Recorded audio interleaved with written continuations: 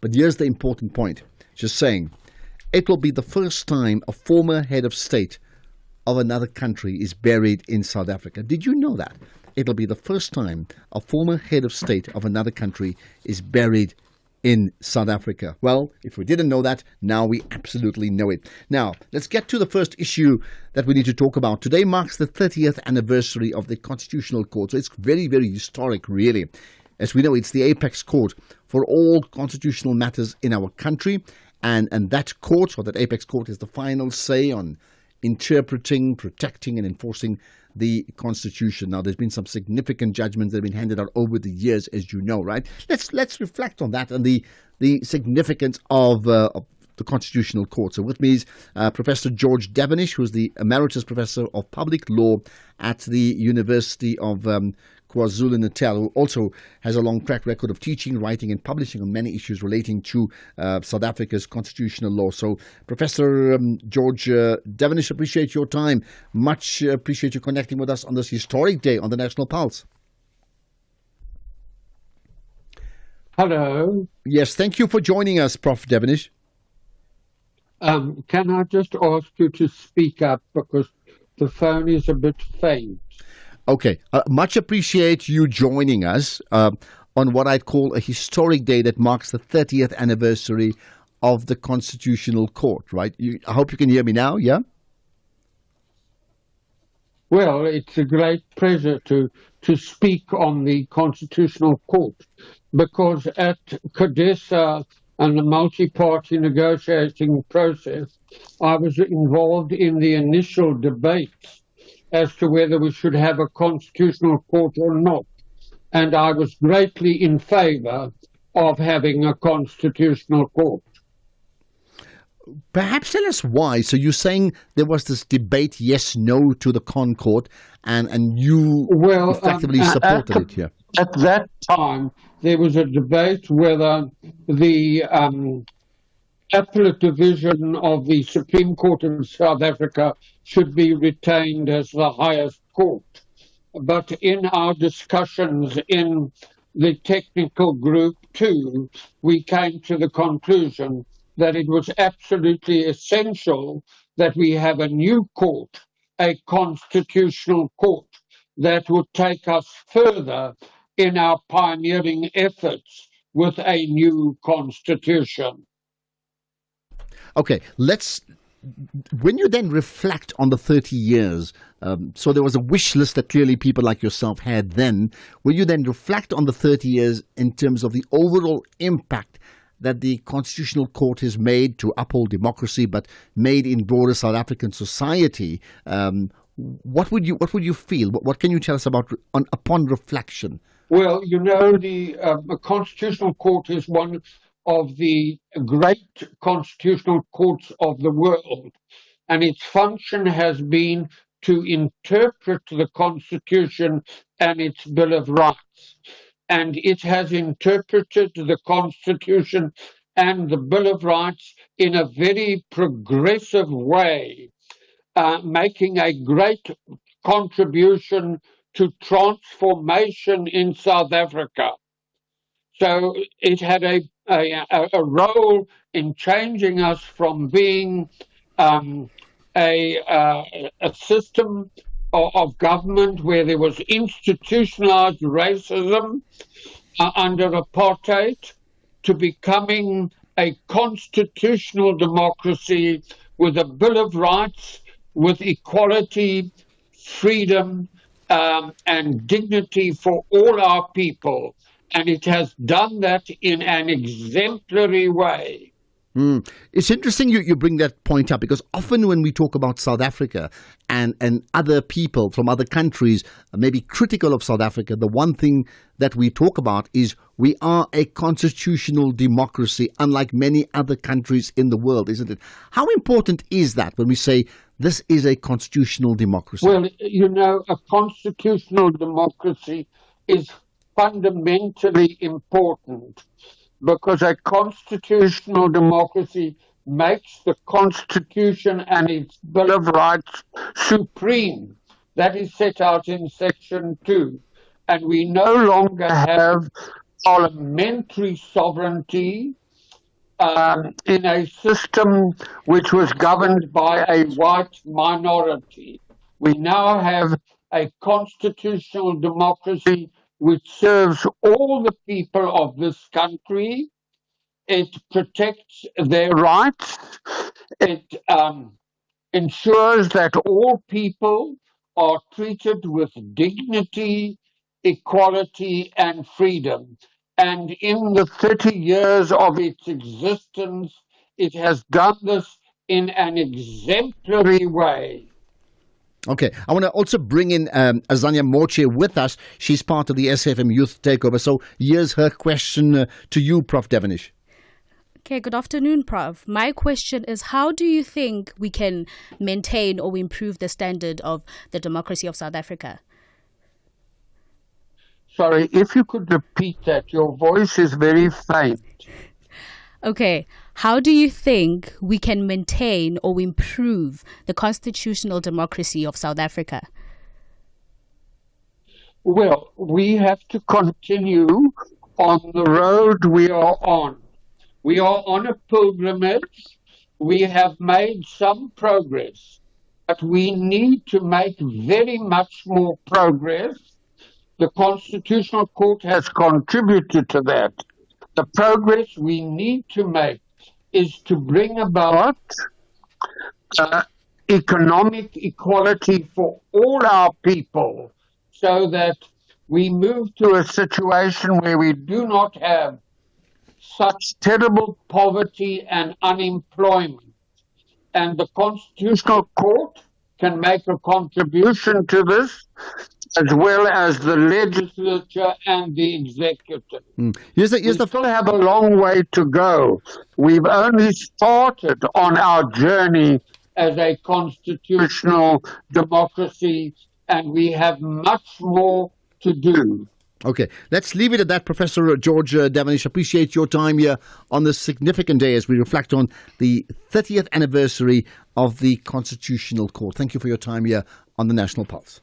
If you think you cannot afford a lawyer, think again. Clientele Legal has made professional legal services affordable for you. Whether it's a civil, criminal, or labor-related matter, we have a nationwide panel of attorneys standing by to assist you.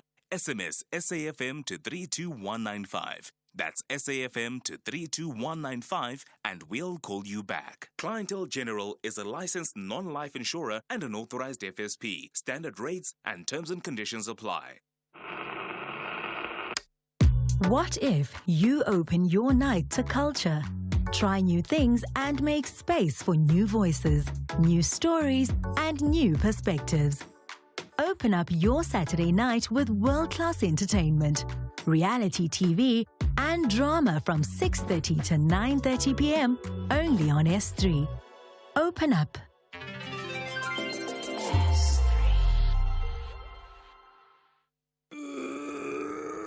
Honey, what are you doing? I'm stretching for tonight. I thought you're not dancing at bachelorette parties anymore. Baby, we need the money to put Johnny through matriek mos. And what's the police uniform for? The clients feel safer when I wear it. No, man, just sell your bucky to We Buy Cars. They give the best prices and they pay you within minutes. Okay, but can I just go and dance one more time, please? You know how much I love it. No, the buyer's already on his way here. Wow, okay. Strapped for cash? Just sell your vehicle to We Buy Cars. The easiest way to sell your car by far.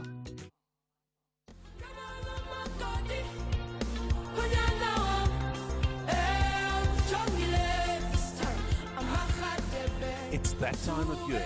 The annual Drakensberg Boys Choir Music in the City is upon us.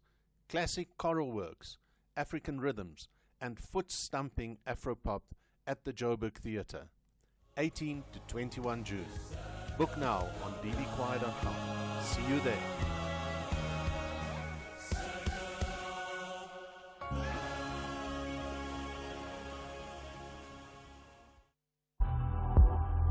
The National Pulse with Ashraf Garda. Weekdays, 3 to 6 p.m. Well, here's an issue that you just cannot ignore. But by the way, your thoughts on the Concord, the Constitutional Court, 30 years into democracy. the 30th anniversary of the Constitutional Court. What do you make of it? Just perhaps, well, give me one word, what you think for you best describes the impact of the Constitutional Court. In one word, you can WhatsApp us right away, 0614 104 107. You can also, well, besides text or voice note, you can do the same via sending it out, just using it on social media. Just use that hashtag, The National Pulse, when you do just that. Right. We'll take some calls just now on that issue, and I'm sure calls on this issue, Iran versus Israel. That story has dominated the global headlines for the better part of this week, isn't it? So right now, as the US President Donald Trump considers striking Iran on the one hand, there's also been another story of the Israelis considering assassinating the Iranian leader. I mean, it's gone to that level, right? The Russians, by the way, have advised the US against direct involvement in the conflict. They've warned that, such a move will be extremely dangerous with truly unpredictable negative consequences, right? Now, that statement from the Kremlin comes amid rapidly escalating tensions and ongoing military exchanges between both countries, Iran and Israel. So let's do this. Let's get another take on this. We had a chat with Naeem Jina a few days ago, and please listen to that podcast from Naeem. It's available on sfm.coza, or you can Google it or find it on our social media pages too. But with us now is Manalisa Dubase, who you may know the name, retired journalist and former SABC bureau chief and correspondent in Washington, D.C. Manalisa, goodness, it's been a while. Good to connect with you on the National Pulse. Thank you very much, Avra. Good afternoon to you and your co-host today. Thank you very much. My co-host is Azania Mochi, of course, part of this SFM takeover for the next few hours, certainly on this show, indeed, right? Well, when we talk about, the show is called the National Pulse. So first things first, how do you measure the pulse rate really coming out of the Middle East, specifically Iran, Israel, and then how it may impact two other superpowers in this case here, USA on the one hand and Russia? Ashraf, it may turn out to be very, very dangerous in many ways than one. But right now, as these news are, they are moving in a very, very fast way. We got the reports that a few hours ago, President Trump said that he has a deal that he's going to sell to Iran. But what is disturbing in this deal is the reports that he says that it is a take it or leave it. Now, you can't negotiate like that with another country. We don't know the details yet. We hope he will, present these details soon. But it can take to be very, very dangerous, Ashraf, both militarily and economically. Well, a point taken. You can never say take it or leave it. Having said that, let's talk about this. The Russian response and the Russian threats, really, to the USA. Tell me more about what's your understanding of that. My understanding is that Russia is a very close ally of Iran. You will remember that some of the drones that Russia is using in Ukraine come directly from Iran. So surely the statement, if you read carefully, Russia simply says that they might not be spectators in that war, which means that they might directly take part in the war. How they would do so while they are busy with their own war in Ukraine is unclear right now. But it doesn't have to be taken lightly. It's a superpower. These are nuclear power countries. So it has to be taken very serious. But my own definition and my understanding is that they are not going to spectate if the US enters that war. But when you say they will not spectate, so they're not going to spectate, what then will the Russians do, and what are the implications of that? Well, two things they can do. The one that I think it can happen for sure is that they might provide Ukraine with weapons, and that would mean the escalation of this war. But another thing, which I think it's unlikely right now, is to send the boots on the ground in Iran to fight alongside the Iranians. But it's not impossible. It's just that it's unlikely, but it's not impossible. But whatever way you look at it, Ashraf, it's a dangerous situation that is putting the whole world in a dangerous zone. Do you find in a case like this that, I'm going back to the days of the Cold War, that the counterweight of a strong USA and a strong Russia is just that because they're so strong, they'll end up lots of sparring. I think of boxers who get to a press conference and they'll talk the most ridiculous things, but in reality, they know they can't afford to go to war with each other. I mean, I'm talking about those two countries in particular. You cross your finger right on the pulse now, Asa. You are right. I mean, they will try you remember President Biden, that one thing that he ruled out, for instance, in this war between Russia and Ukraine, was to send the goods on the ground. They are trying by all means to avoid that scenario. We hope that the pressure within the Republicans, I know that while, Republicans such as Lindsey Graham from South Carolina and Speaker Mike Johnson are in favor of America joining this war. There are other Republicans, especially the Make America Great Again elements. The Republicans such as Marjorie Taylor Greene and other influencers outside that, like Steve Bannon, like Tucker Carlson, who are totally opposed to the war taking place there. So we hope that those who are opposing the war might succeed in convincing President Trump. The fact that he needs 2 weeks to consider this matter.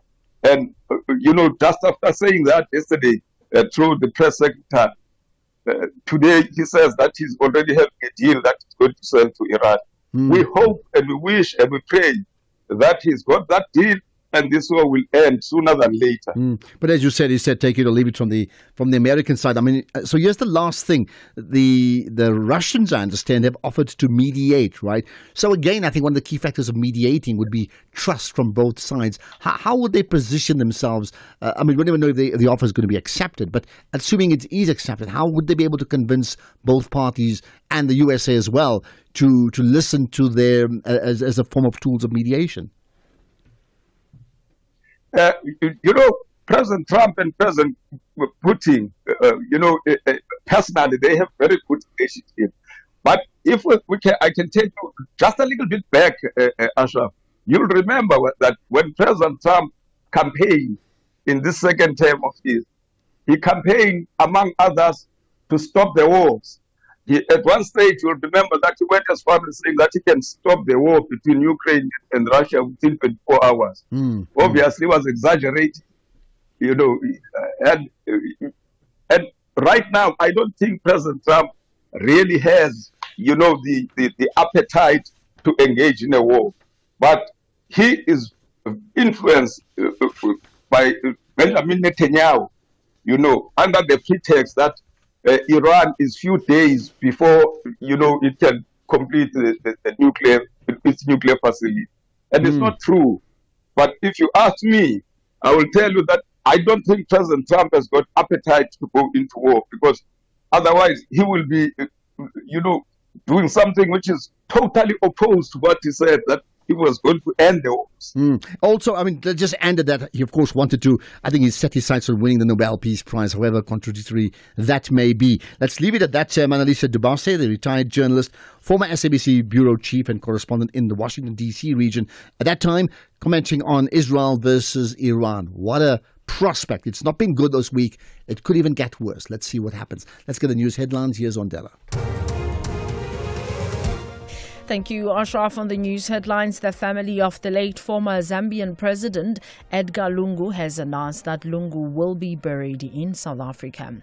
Governor of the Reserve Bank, Lesija Kganyago, has been formally inaugurated as the 16th Chancellor of the University of Stellenbosch, and health officials in Gaza say at least 34 people have been killed, many of them near a food distribution point in two separate incidents in central Gaza involving Israeli forces. A full update follows at the top of the hour.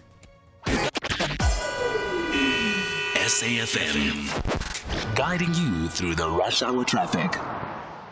Good afternoon. Starting off in Gauteng, the R21 southbound in Tembisa has a crash reported before Olifantsfontein Road. The N1 northbound in Midrand, a stationary vehicle after Allendale Road, and the N12 R24 westbound in Bedfordview has a crash reported before Gilulis interchange. All lanes are open. In KZN, the N2 southbound, a stationary vehicle before Spaghetti Junction, the N3 westbound queuing towards Hammersdale, and the M7 St. John's Avenue queuing through central Pinetown. In Cape Town, the M5 southbound is slow moving towards Milner Road, and the N7 northbound in Milnerton has roadworks reported. The left lane's closed towards Plattekloof Road. With your traffic update, I'm Irma G. This is SAFM Sports with Tumi Nkgapele. Right, Tumi, you've got I suppose, on a week of significant news for cricket, you have a significant cricket story. Absolutely. Plus, I'm also wearing one of those cricket jerseys today. But Proteas captain Themba Bavuma. No, hold it. You can't say you're wearing one of those jerseys. I am. First of all, I mean, this thing is streamed live on video. So listen on YouTube, check it out on the X platform and on Facebook. It's all visual. Of course, if you're streaming audio via sfm.co and you can't see her, then you best describe what you're wearing here. So today I am wearing the ICC Men's Cricket World Cup India 2023, the jersey from 2023. I feel like for the past 3 weeks I've been wearing cricket jerseys. I wore the Test jersey last week. I wore the old ODI jersey the week before. Okay, it's the last time I wear cricket jersey. But anyway, no, but it's helped. It's helped them win a World Cup. So please continue doing that. Yeah. Yeah. All right. Talking about the Proteas, captain Themba Bavuma has been ruled out of the Test series against Zimbabwe with a hamstring injury. Now, Bavuma suffered a left hamstring strain while batting in a second inning on the day 3 of the WTC final at Lords last week. Now, Keshav Maharaj will step in as captain for the series, which is set to begin from the 28th of June. Then the Proteas women are in action today, facing West Indies women in the first T20 international of a 3-match series, and it gets underway at 8 p.m. Now, the series marks a switch of formats after a successful one-day international campaign, with South Africa aiming to build on the 2-1 series triumph and continue their momentum in the shorter format. Meanwhile, Proteas women all-rounder Annerie Dirksen says that they have been encouraged by the men's team to finally win a major ICC tournament. We were on a little video call with Themba, I think informally the other day, and he joked around sort of saying if we need a masterclass on how to win a World Cup, they provided for us. So yeah, I think we've got a lot of confidence now. We've been in 2 finals, and yeah, I think it's just sort of the last step. We're very confident that it's going to come. We're building great squad depth, and we've got a nice mix of experience and youth at the moment. Yeah, and the men has obviously sort of broken the voodoo for us. So yeah, I think it's around the corner, and hopefully we can also bring a trophy home soon. Moving on to football, Bafana Bafana's success in the field of play is set to benefit South African football fans, with lucky supporters in line to win travelling packages to the 2025 Africa Cup of Nations tournament in Morocco in December, and possibly the 2026 FIFA World Cup. Now, this was announced during the launch of Bafana Sponsors Honours new 400 and 400 Pro phones in Kyalami. Now, the travelling packages are set to start with Bafana's Crunch World Cup qualifier against their arch rivals Nigeria in Bloemfontein in September, as the South African Football Association commercial and marketing manager Errol Malala explains. What's exciting for us is that there are 2 ways at which you can watch Bafana Bafana and get behind the scenes experience, and the money can buy. So because Honor is our partner, anyone that buys the 400 or the 400 Pro that was launched today, they get a chance to win a money can't buy experience, where they all flown to Johannesburg. Then we will pass to Mangaung, to join Isiwelele, to watch Bafana Bafana play against our nemesis Nigeria in the World Cup qualifier. What more can we expect from a footballing experience like that? But it doesn't end there. So the further competition, then the second winners, they go to Morocco to join us when we try to improve on our bronze medal and win the cup. We're quite excited about that our partners are going with us to give a money can't buy experience to users who are football fans, as well as their customers who drive their business. Because the importance for us as SAFA is that we must understand what our partners are looking for to win in the market. Honor wanted to close the gap with the market leader. Now they want to be number 1 in South Africa. We are the perfect partner for them to take them there. In other news, Auckland City coach Paul Poza has finally arrived in America to resume his duties. This is after against Benfica, having watched his Chargers suffer a 10-0 defeat to Bayern Munich. This is in the FIFA Club World Cup, and he says that they've taken hard lessons. Really pleased to be here, really excited to be here. Regarding the first game, yes, it was a hard watch for us, of course.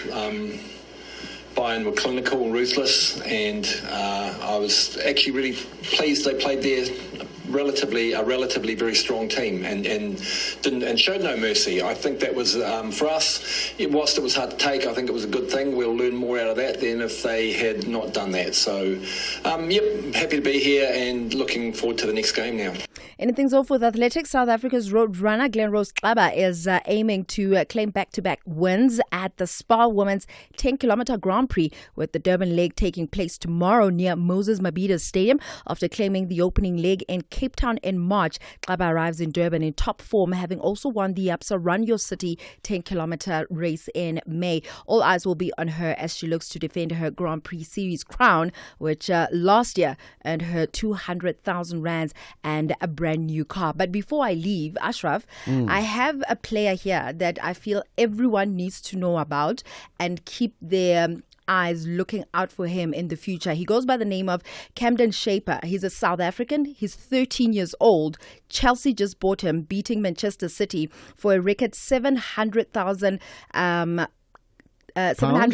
pounds, and in rands it's around 16.9 million rand. He used to play for SuperSport United and Blackburn Rovers and has bagged 45 goals and 65 assists for Rovers under 14s last season. So wait, I need to write on his name. Camden Shaper. S-H-A-P-E-R. Oh, okay. Shaper, right. Chelsea and Manchester City have been fighting over him. It could be the shape of things to come. Literally. So they bought him, so is he in South Africa right now? No, he's not in the country. Where is he now? He plays for Blackburn Rovers in England, right? In England, so now he's going to move to Chelsea. So he's got a work permit, that means. Or he's still too young then, I think. So at the moment he's an amateur, strangely enough. Yeah, I want to know who's his agent, that's all. Okay. Making a lot of money. And don't forget your selfie. Did you take your picture? Because people need to know, like they need proof. When you say, I'm wearing the South African cricket top, they want proof. I was smiling there at the camera and just showing them. It says South Africa, bold letters there. I'll be back with more sports in the next hour. Welcome back to the sun-drenched shores of St. Marie, where the beaches are beautiful and the murders are mysterious. It's Death in Paradise Season 7. New cases, quirky suspects, and D.I. Jack Mooney, who's still figuring out the island and how to drink coconut water gracefully. Catch the show where paradise meets puzzling crime, because even in paradise, someone always has a secret. Death in Paradise Season 7, Wednesdays at 9 p.m. on S3. Starts 28 May. S3, open up.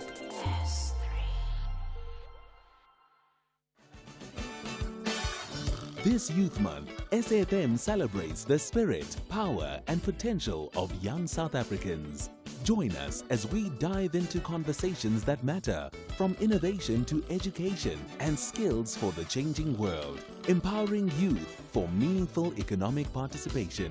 Because at SAFM, we're not just talking, we're leading the conversations that move us. Now you can apply online for ABSA Ultimate Banking, in fact, with 34 benefits. And all of that while listening to this show, The National Pulse. So this is what ultimate success looks like. It's getting your daughter the ballet shoes you promised thanks to a 2,000 Rand balance booster. While Ultimate Goals is living life on your own terms with a 0 monthly fee credit card.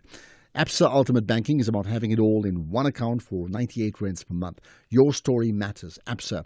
Subject to affordability and scoring. Benefits may be subject to limitations. Terms and conditions apply. ABSA is an authorized FSP and registered credit provider. X at SAFM Radio and at Ashraf Garda. There's always something we have to be worried about. We talk about global issues on the one hand. Then we talk about national issues like, Floyd Shivambu as well. And then we talk about issues that concern you directly, like now, There's a story that 91% of Joburg residents are worried about air pollution. We're going to touch on that topic in just a moment. Let's, however, get to your thoughts, because you certainly have a sense of what's on the pulse. Let me just let me get to that now. So there's clearly been some comments on some of the issues we've just raised earlier on. I just want to get to that. My apology, there's just a bit of a delay. Right, here's one. Good afternoon, Mr. Ashraf. Mr. Ashraf, it was very, very wrong for the family of Lungu to bury him here. That is un-African. That is very wrong. The spirit of that man is going to torment them. Whatever political differences they had with the government, it does not give them a license to deny the man a dignified burial in his homestead. That is a horrible decision. 2Gs, Pretoria. Okay, Lungu, well, I'll tell you what, that story on Lungu is really important. So I can't get into the cultural nuances because, I mean, who am I to talk about what you've just said from a cultural aspect and what it means in terms of the spirit, as you've just said. But, I mean, are we saying that anybody who dies in another country, anywhere in the world, can only be buried in the country of their homeland? I mean, and that's, or is there more, am I missing something on that issue? There's more on that issue. The Ashraf in this FM listeners. Ashraf, the saga of the current president of Zambia and the late Edgar Lungu displays how Africans we are. If you see people, they decide to deny a dead person burial to his birthright soil to an extent that they've decided him to be buried in South Africa. It shows deep divisions within Africans, and it shows that is why in Africa we don't develop and we are suffering. It's because we don't get to each other. We will remain poor and suffering like this. Thanks, James Johannesburg. Well, James, when you say that, I mean, my immediate response is like, that. Are we suggesting, I'm not saying there are no divisions, but are we suggesting that only Africans have divisions? I promise you I can list 100 issues in the world from different people around the world, from the same countries, and they have issues with each other. They have deep, deep divisions. So I'm not suggesting you're saying there's no divisions. I'm saying, do you think it's exclusively an African issue? I think that's offside, honestly speaking. Right, this comment about Iran. Hi, Ashraf. This is Bata. I'd like to comment on the issue of Iran and the war. Let me just get to let me just sort that out. This is Bata. I'd like to comment on the issue of Iran and the war, because no one likes to see what is happening with the children and the women, who are most vulnerable when it comes to this. But part of us we are rooting for Iran to win, because their victory is justice for Palestine. And it's, another thing that makes me nervous about this whole thing is the impact on the oil prices. As we see, they're very fluctuating. At some point, they were trading at 78 per dollar, and now it's gone down to 73. Like, is this gonna hit our pockets hard? Because I'm very scared of this. Thank you. Well, thank you for that. And I think you're right. I mean, one is the political issues, the geopolitical impact on countries. Then if you bring it to South Africa, it has an impact on all of us. So when people say, well, what happens in another part of the world has got no impact on me, I am not interested. Believe me, as you just made the point, it absolutely does impact you. So we'll get to the issue of the air pollution in Joburg right after this. Orbit College is highly spirited and believe they are intelligent enough to secure 3 vital points. But the citizens are confident they will prevail with their top-flight football experience. This is the PSL Promotional Playoffs. Catch the hot contest between Orbit College and Cape Town City on Wednesday, 25 June at 2:30 p.m. Streaming on SABC Plus and SABC2. Proudly brought to you by SABC Sport. For the love of the game.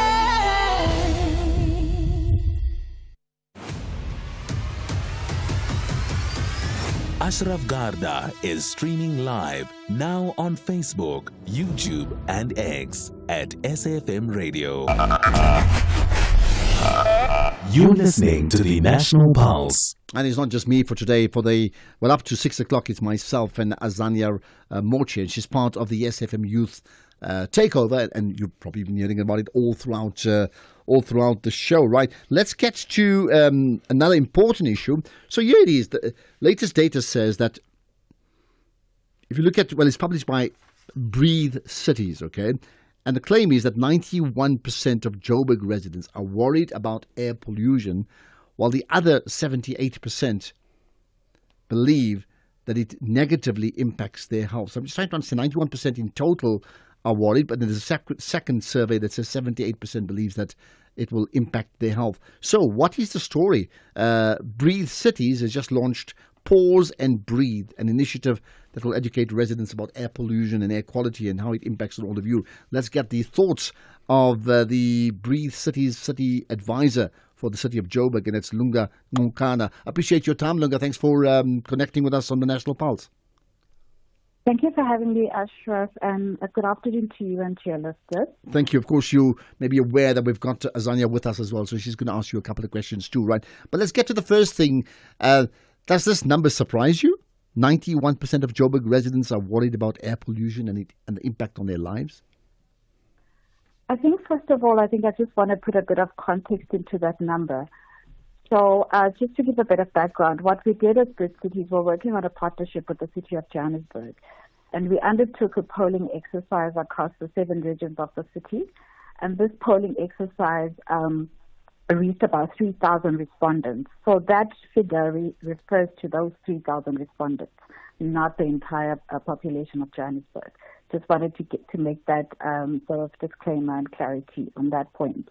But then in terms of the question, in terms of being surprised about that, I think we were pleasantly surprised. I think we were very happy to see that the residents of Johannesburg are aware of air pollution, because it is a concerning matter, and we'd like the residents of Johannesburg to be aware of air pollution and to be concerned about it, because it is a matter that needs to be dealt with, which is why Breathe Cities exists, actually.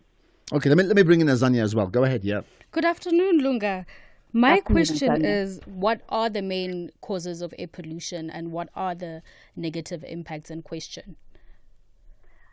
So air pollution, there are quite a number of different causes of air pollution, ranging from your transport to your industrial sources. There's quite a range of even domestic fuel burning. You'll see even in our informal sector where we're still burning within our homesteads, where we're not, some of our homesteads are not electrified. So there's quite a range of causes of air pollution.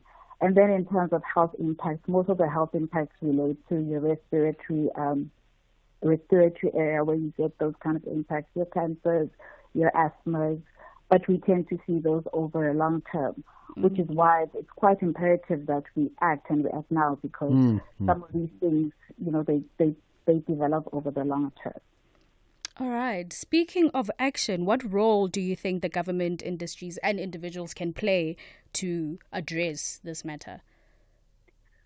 So I think that this is very pertinent, especially for our action. So what we have now come up with, because I think it's part of also the stats that came out of this study that we did, this polling exercise that I mentioned, was that a very, very few percent of people in the city, particularly in the city, well, when I refer to the city, I'm talking about the ones that responded to the survey, actually know about the policies or the initiatives that the city is doing. And the city and the government in general in South Africa is doing quite a bit to try and improve this air pollution situation.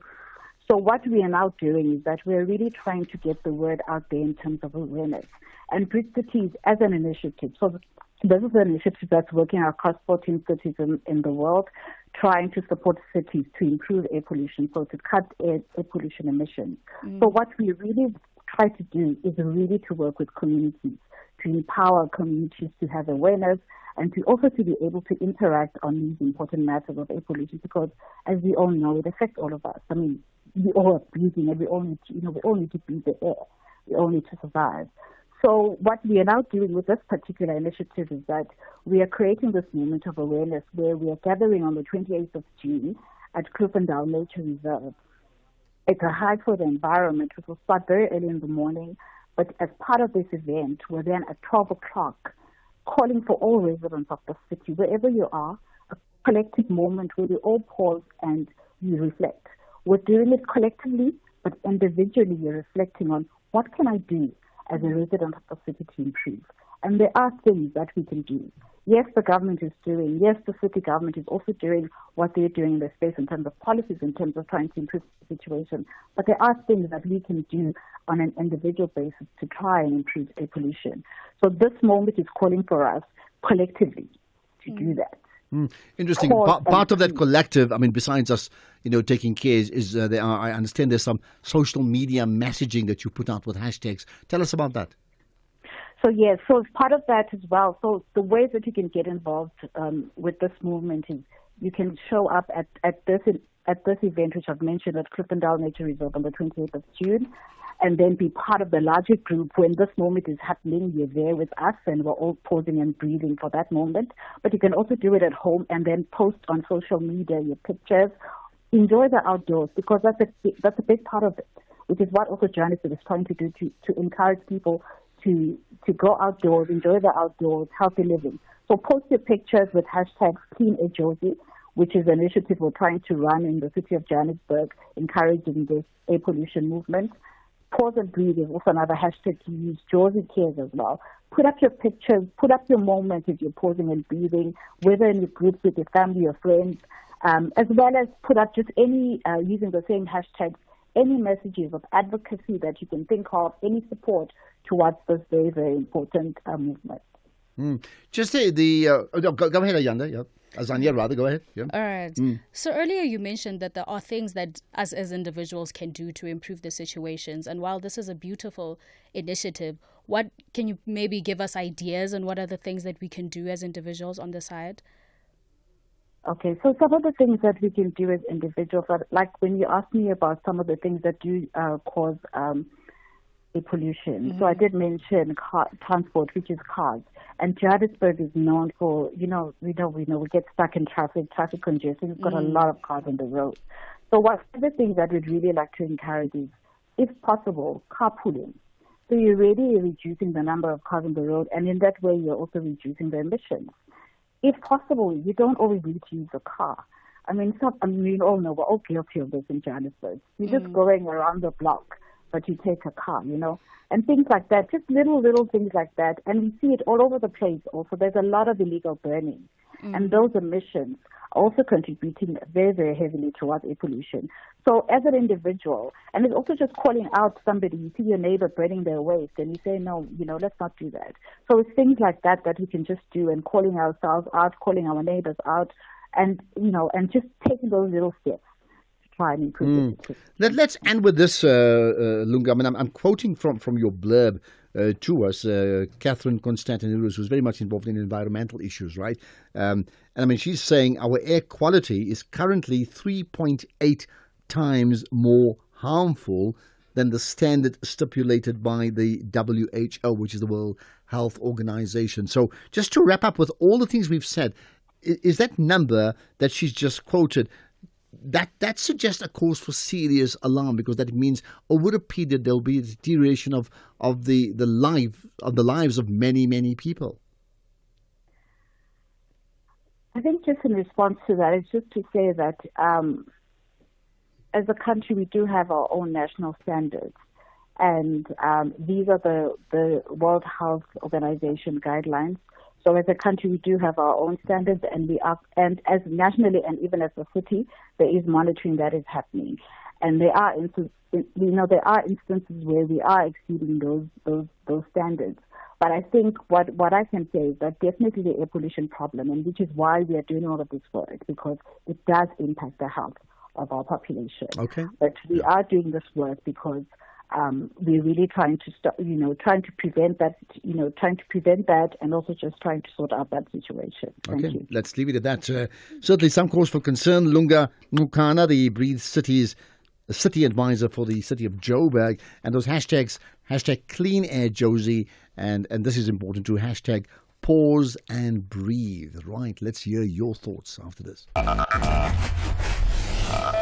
You're listening to the National Pulse, Okay, let's get a couple more voice notes. And there's one on Zuma. What's up, Lucas and your team? Afternoon. It's Mguni Entepen. What's up? I just saw that former judge. It's called Cameroon. And these people, they really hate Jacob Zuma. They are there to celebrate the Constitutional Court, but he was all over Jacob Zuma, criticizing Zuma. I don't know what Zuma had to do with that celebration because he was not even there. But he was busy criticizing Zuma. Maybe that's why he was not even invited, but he is a former president. Okay. You know, these people, they hate this guy. I don't know what Zuma did to these people. I really wish to know. All right. Thank you. I tell you what, I mean, if you hear people, even not just the judge, listen to people from the EFF, from the ANC, and some of them even from part of the MK will tell you something about why they may dislike Jacob Zuma. It's not for me to say, well, why do they hate him? Maybe just Google it. You'll get the story. But we have a caller. You want to introduce that, Azania? Oh, yes. Yeah. Up next, we have Lala in Polokwane comment on Concord. Hello. How are you? Hello. Good, thanks. How are you? I'm good. My take about the Constitutional Court is they failed us big time. One of the examples that I can give, their judgment for sparing a rod for a child, and the recent decision where they said a prisoner is allowed to have a laptop in the prison. So they've taken decisions that they are not well with the citizens, and they cannot be challenged. Thank you very much. Okay, there we are. That's one interesting point. Let me see if I can get another quick call in just before we get to the news. Hi, Ashraf. This is Vata. I'd like to comment on the issue of Iran and the war, because no one likes to see what is happening with the children and the women, who are most vulnerable when it comes to this.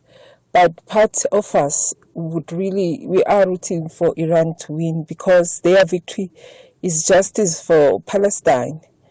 And it's, another thing that makes me nervous about this whole thing is the impact on the oil prices. As we see, they're very fluctuating. At some point, they were trading at 78 per dollar, and now it's gone down to 73. Like, is this gonna hit our pockets hard? Because I'm very scared of this. Okay. Thank you. In fact, I played that one before already. I just realized it now. Didn't delete. But fine, points taken. And I mean, your last part, I'm very scared now. It's always important when you personalize it, isn't it? Let's get to the news now. It's brought to you by ABSA Ultimate Banking. Apply online to get 34 benefits subject to affordability and scoring. Benefits may be subject to limitations, terms and conditions apply. ABSA is an authorized FSP and registered credit provider. With the news, here's Ondela.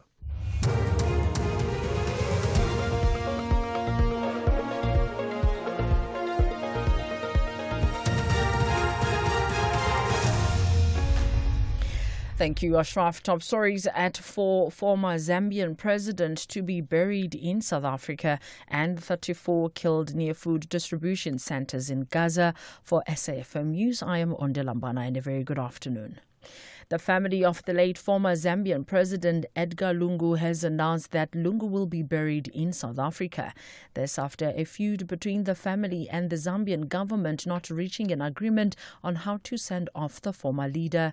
Lungu died while in South Africa receiving a specialized medical treatment, Bonolo Maribe reports. In a statement, Lungu's family says he will be laid to rest in South Africa in accordance with their wishes. The family says this period has been emotional and they are grateful for the support and condolences extended from across the continent and the globe. They also say they thank the government of South Africa for their support and for honoring the family's decision to hold a private funeral and burial here in the country. Lungu's family has called for peace among Zambians during this time and thanks all friends, supporters, and members of the public for their understanding. The family says the details regarding the funeral arrangements and burial will be shared to the Zambian and South African public in due course. Bonolo Maribe, SABC News, Johannesburg. Governor of the Reserve Bank, Lesija Kganyago, has been formally inaugurated as the 16th Chancellor of the University of Stellenbosch. He was unanimously elected by the Electoral College in January this year. Kganyago says he acknowledges the work of previous leaders and scholars to transform the institution.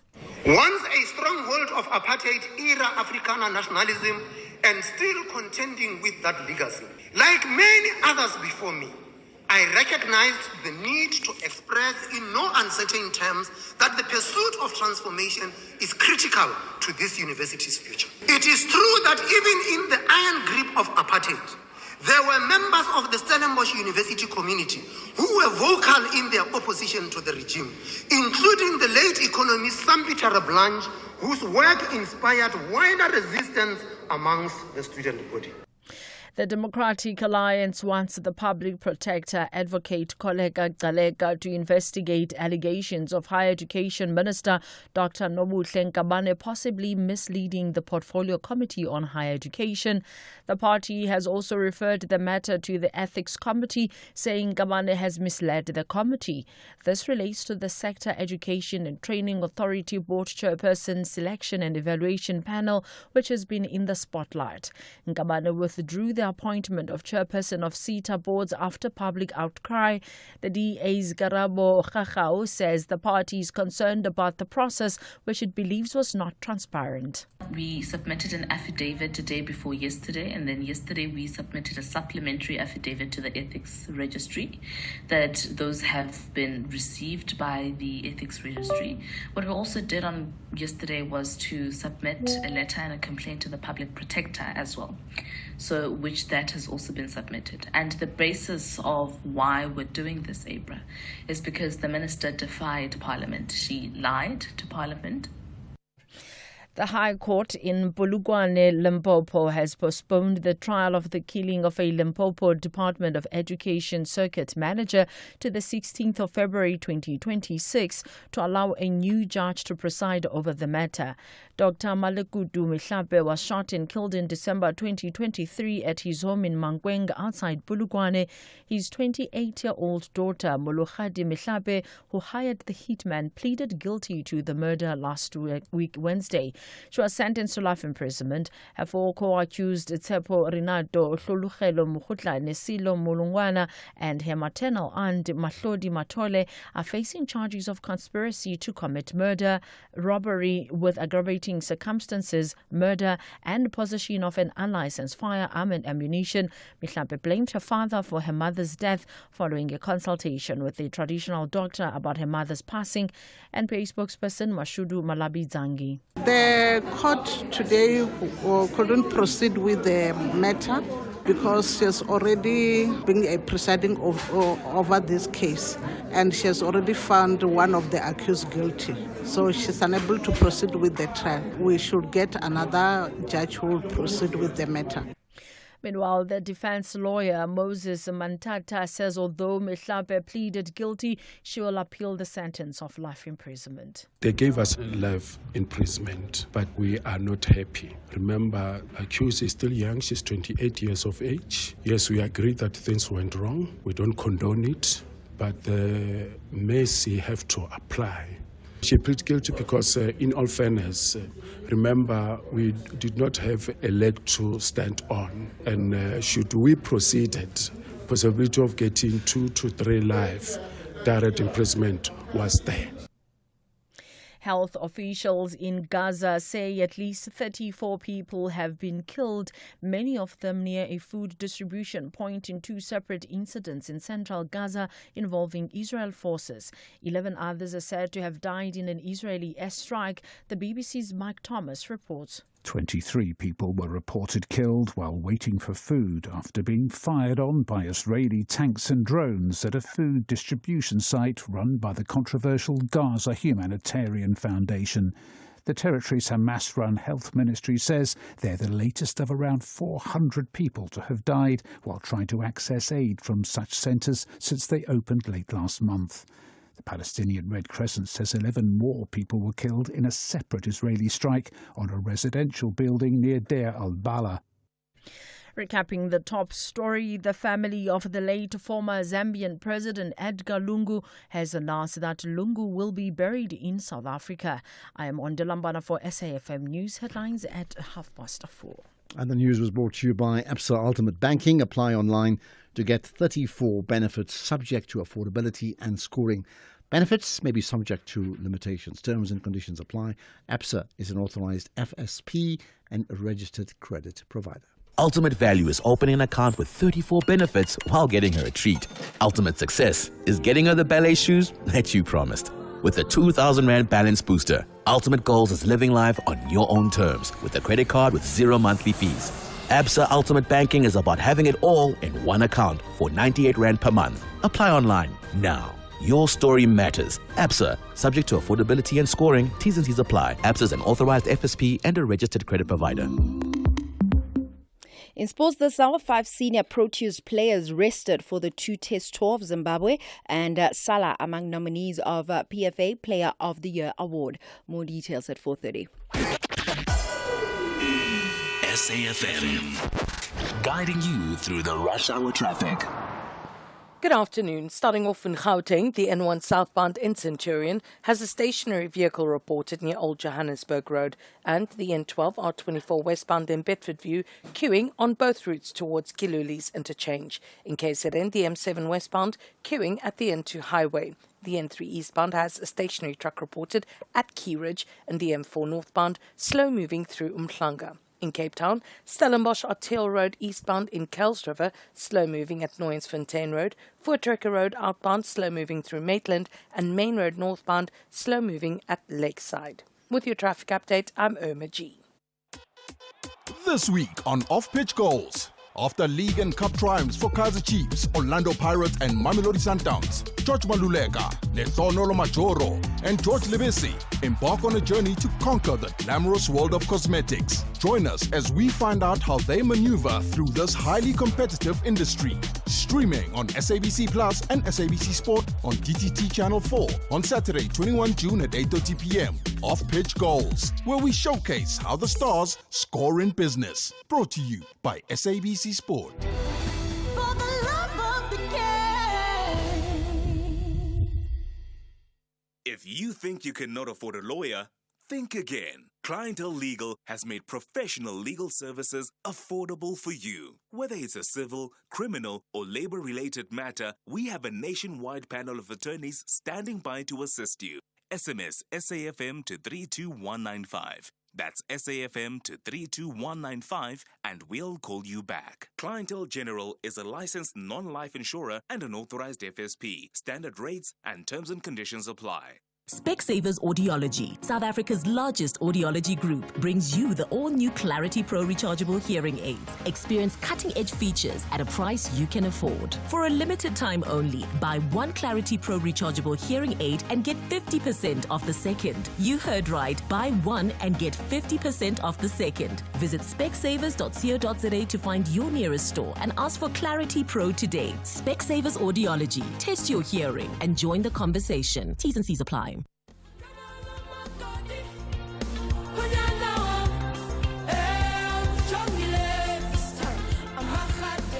It's that time of year. The annual Drakensberg Boys Choir Music in the City is upon us. Classic choral works, African rhythms, and foot-stumping Afropop at the Joburg Theatre. 18 to 21 June. Book now on bbchoir.com. See you there.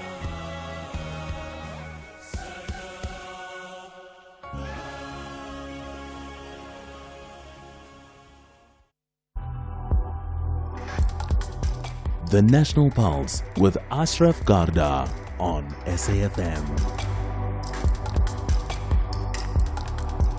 You're listening to the National Pulse, weekdays 3 to 6 p.m. And today it's not just me, of course, as you know, as part of the SAFM of Youth Month, the SAFM Youth Takeover. Zanya Moche with me. You've heard her voice. You're going to hear lots more of her in the next 2 hours. And just staying with that theme of youth, we'll also have our guest today in the fireside chat is the leader, effectively, of the ANC Youth League. So looking forward to that conversation. What's it like so far? You're like 1 hour into the job. It's amazing. I love speaking to the people and working with you as well. I'm flowing into it. As time Well, you know, goes. it's day one, and you know these things. They sometimes take years for people to work together. But glad that you're absolutely enjoying it anyway, right? Well, we're going to talk. I'm very interested later on to talk to you about you and what I know what you do, but certainly what you believe and think needs to be sorted out in our country. It's some of the biggest issues for South African youth priorities. But that comes up just now, right? Looking forward to that.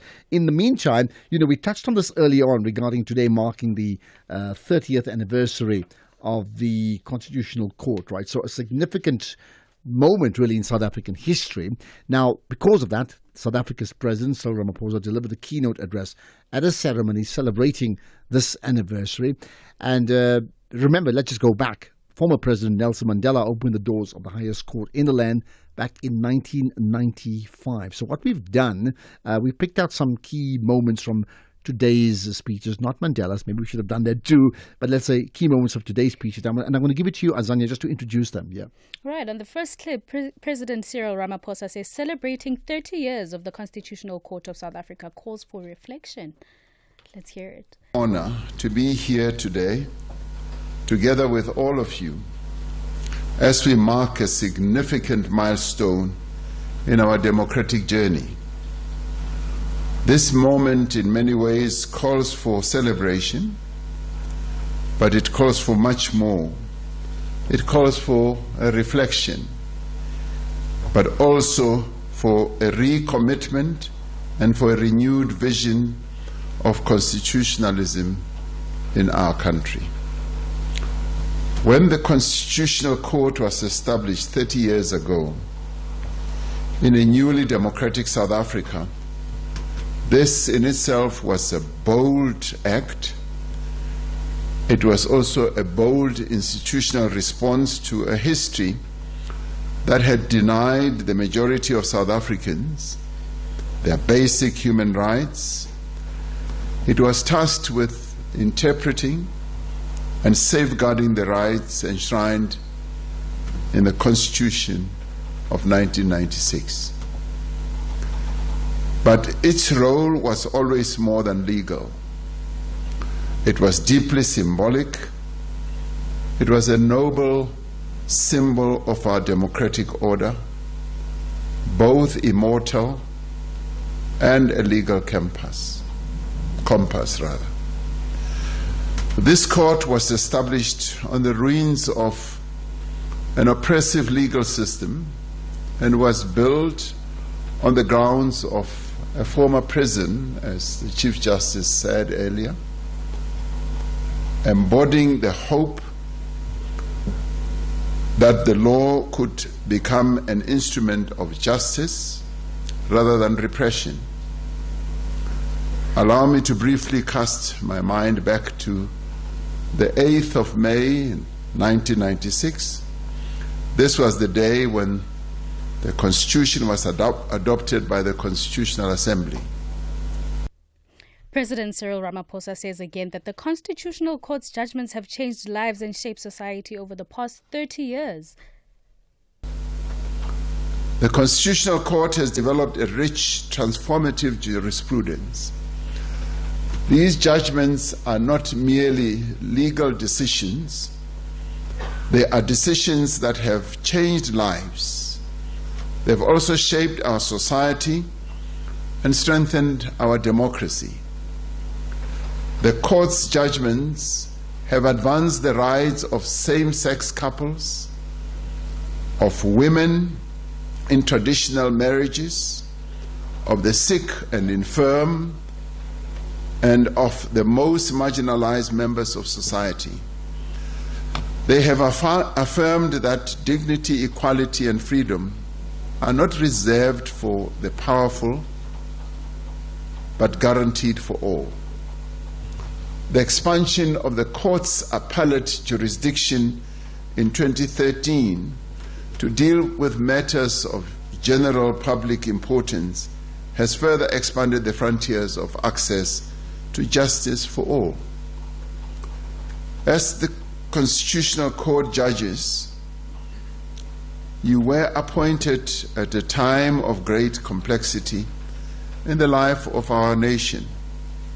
and navigating the imperative of societal transformation back then was certainly extremely difficult. And yet the court, since its inception, set the tone for humanistic jurisprudence that continues to endure till today. Now, on that note, we have Chief Justice Mandisa Maya, the first woman Chief Justice of the Constitutional Court, who expressed her gratitude to South Africa's former presidents for their leadership.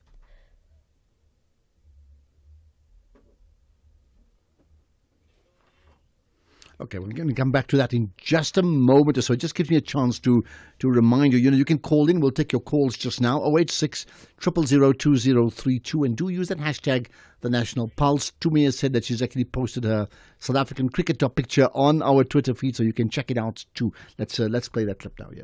To stand before you this morning to welcome you on behalf of the South African judiciary to this momentous occasion that marks the celebration of the 30th anniversary of the Constitutional Court of South Africa. This celebration marks a tremendously important milestone in South Africa's constitutional democracy, and we are deeply proud and pleased to share this special moment of celebration with such an illustrious assembly of individuals, many of whom have traveled great distances from different parts of the world to join us. I am especially honored to be addressing you as the first woman Chief Justice of this esteemed court, which was inaugurated on 14 February 1995 by the late President Nelson Mandela, a moment that marked the beginning of a new era in our country's history. I wish to extend a warm welcome to our distinguished guests, starting with our first citizen, His Excellency President Ramaphosa, and former Presidents, Excellencies President Motlanthe and Mbeki. We express our heartfelt gratitude for your presence this morning, which underscores the importance of this occasion. Your collective leadership, which has guided our nation through the new constitutional dispensation with wisdom, integrity, courage, and dedication. The transition to our country's democratic chapter has been marked by numerous complexities, including socio-economic challenges, institutional reforms, and the urgent need to address historical injustices. However, you have navigated these challenges with resilience and foresight, nurturing a society in healing and shaping our democracy.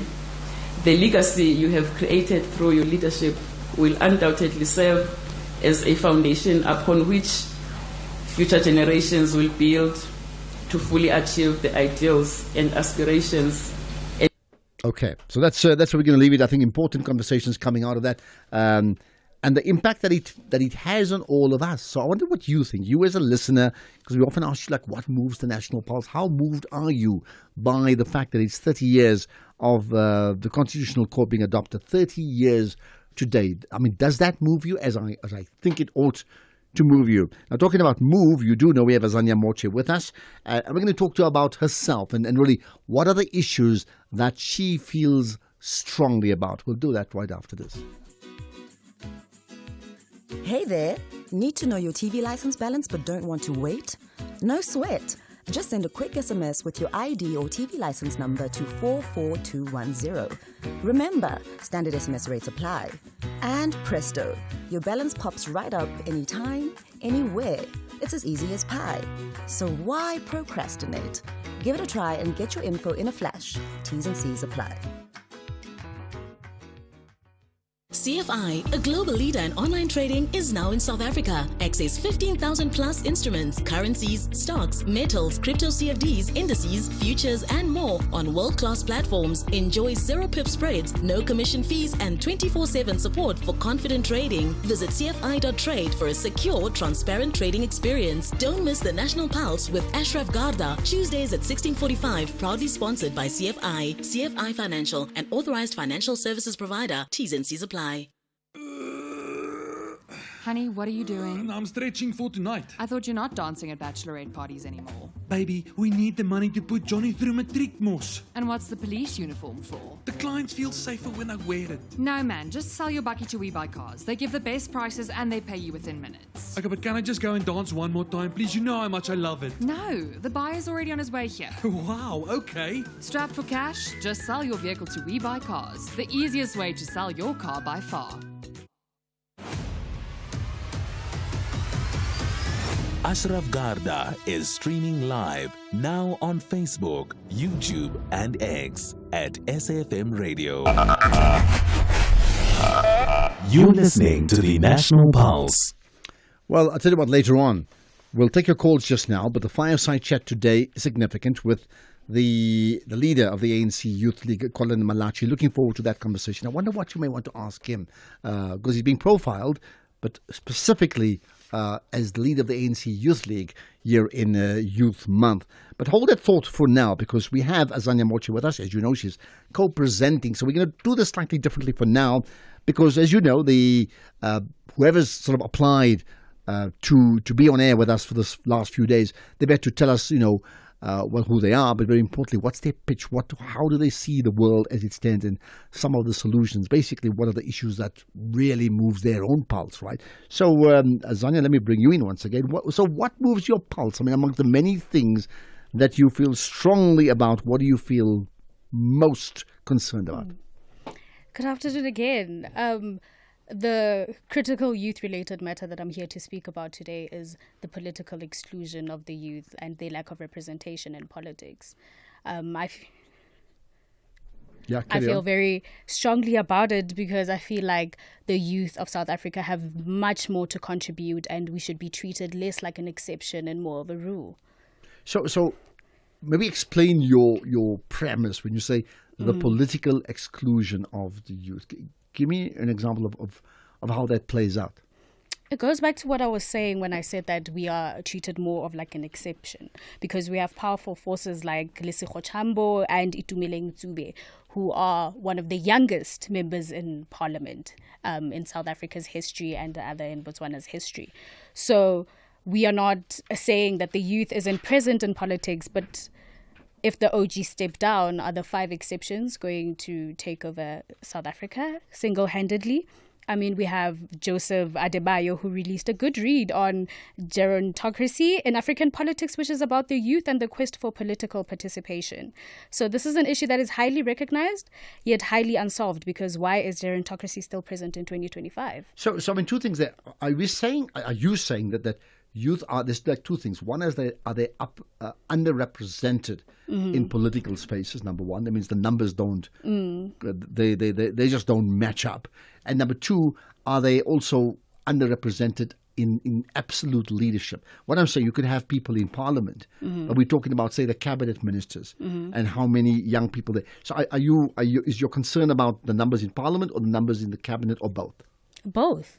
Definitely both. I feel we are underrepresented, and there's just a few members of youth that I see. Even when we watch the National Assembly, when you watch the SONA, it's mostly the seniors in politics that we see. How do you propose then changing that? I mean, already we have a G20, which is an existing initiative, such as the Y20 Summit, focus on inclusive economic growth, industrialization, employment, and inequality. So I propose that the G20 implements a few of the following things, like increase youth representation, ensuring that young people are included in decision-making processes, particularly in leadership positions. Then we have capacity building, where we would provide training and capacity building programs to equip young people with the skills needed to participate in politics and you think governance. that's not happening, capacity building? I mean, I can't remember some of the names now, but there are people who've been in politics and outside. Leniwe Mazibuko, in fact, comes to mind. They effectively building people, leadership amongst young people to take over the leadership of the country. Where does that stand in decision-making, though? So we initiate something, but the decision-making processes is mostly taken over by the seniors. Well, ultimately, the younger people have to get into politics, right? Of course. And then their political parties, which is really, you see, one thing is the G20, the other is the political parties. You need to challenge them. It's like, what are you doing as political parties? Hence, the second point on capacity building. providing more training for capacity building programs to equip young people. So yes, we can include them, but how far? What happens after we include them? So here, let's speak about this, but how far are we willing to take it to include them in the decision-making processes and build new laws, including the youth? I'm just wondering whether political parties, which should be the brunt of the concern, Yes. would respond if young people stop voting for them, for example. But just hold that thought for the moment. Here's a caller, a question from a caller, right? I'm going to just pick it up here. Hi, good afternoon, Ashraf, and to your co-presenter there. My name is Nico from Midrand. I just need to challenge her a little bit when she says the youth is not represented in parliament. Look, they are the majority in numbers, as you're under 25, under 35. Why can't they start a political party and support each other, vote for each other, and take over the parliament? Thank you. Bye-bye. Okay, so does he have a point? It's something I've raised, in fact, in interviewing Caesar Mpofu-Walsh a good 4 or 5 years ago. It's like, what about a youth party? And I asked Tessa Dooms the same thing. They actually, well, I'll tell you what they said in a moment. What do you feel? That's an interesting point, and I believe the youth should start their own political party. We would support it. I would support it, for one. I think also the youth also need to be more encouraged to start their own thing and not always try to pierce into an industry full of seniors. Let's start our own thing and see how much we will support each other then. Okay, so I'm not going to say those two speak on behalf of all the youth, but they actually both spoke against it. They said no. Yes. They need to be integrated within mainstream political parties and rise to leadership within those parties as opposed to a youth-owned party. You'll also struggle with funding with youth-owned parties. I'm not saying it's right. I also tend to agree that the numbers suggest if the youth make a bigger noise, they would ruffle the feathers of the leadership to say, we can take our votes, the millions of people, into another party if you don't listen to us. Yes, and we do have the potential to do that because we always throw noise, like Fees Must Fall movement, Roads Must Fall movement. So the youth have strong voices, powerful voices, that if we redirected it towards more mainstream things, we would pierce into politics and be able to be part of the decision making. And then, looking at G20, here's the question: how much is your, because let's say someone like yourself, a young South African, how much are you interested in the G20 and what it means to, say, South Africa? Very. It's part of the reason why I'm here today. So I can't be here to speak about youth involvement, inclusion and representation, but I'm not here taking the opportunities that are already handed to us. So it's about in order to reach the goal, you pass through the opportunities that are already here until we get to where we would like to reach. So what then would be your first step, going back to your empowerment of South Africa's youth, right? And to ensure that exclusion is turned around. Practically, what would be the first step? If someone told you, okay, come on, you can make one single decision by decree for today and it'll happen, what would you do? I like that you brought the part of political parties as well. I think the first step that I would take if I had to leave here today and choose is target political parties and say, okay, hey, here's a youth initiative, because I know there's ANC Youth League, EFF also is involved in that, but let's take it further. What more are you willing to do? Yeah, okay, we'll talk more about it. I think that's the big challenge, and I would probably agree with you to say, go to all the political parties and say, let me see your youth empowerment policy and practical implementation. And if it doesn't match up with my aspirations, I'm sorry, you've lost my vote. Yes. Okay, got that. More to come, certainly from the voice of Azania Moche, who represents the voice of the youth. You see, you've got this huge responsibility, isn't it? But let's get the news headlines now. First things first with Angela Mbana. Thank you, Ashraf. On the news headlines, the South African Meat Processors Association has welcomed the partial lifting of the ban on the importation of chicken from most of Brazil. The family of the late former Zambian President Edgar Lungu has announced that Lungu will be buried in South Africa, and Israeli airstrikes on Iran have caused some Iranians to flee, with all flights in Iran cancelled. A full update follows at the top of the hour with Kulufelo Defu. SAFM, guiding you through the rush hour traffic. Good afternoon. Starting off in Gauteng, the M2 westbound in Germiston has delays on the N3 Geldnes interchange. Cedar Road westbound in four ways has a crash at Uranium Street, and Main Reef Road westbound in Amalgam has a crash near Dorado Avenue.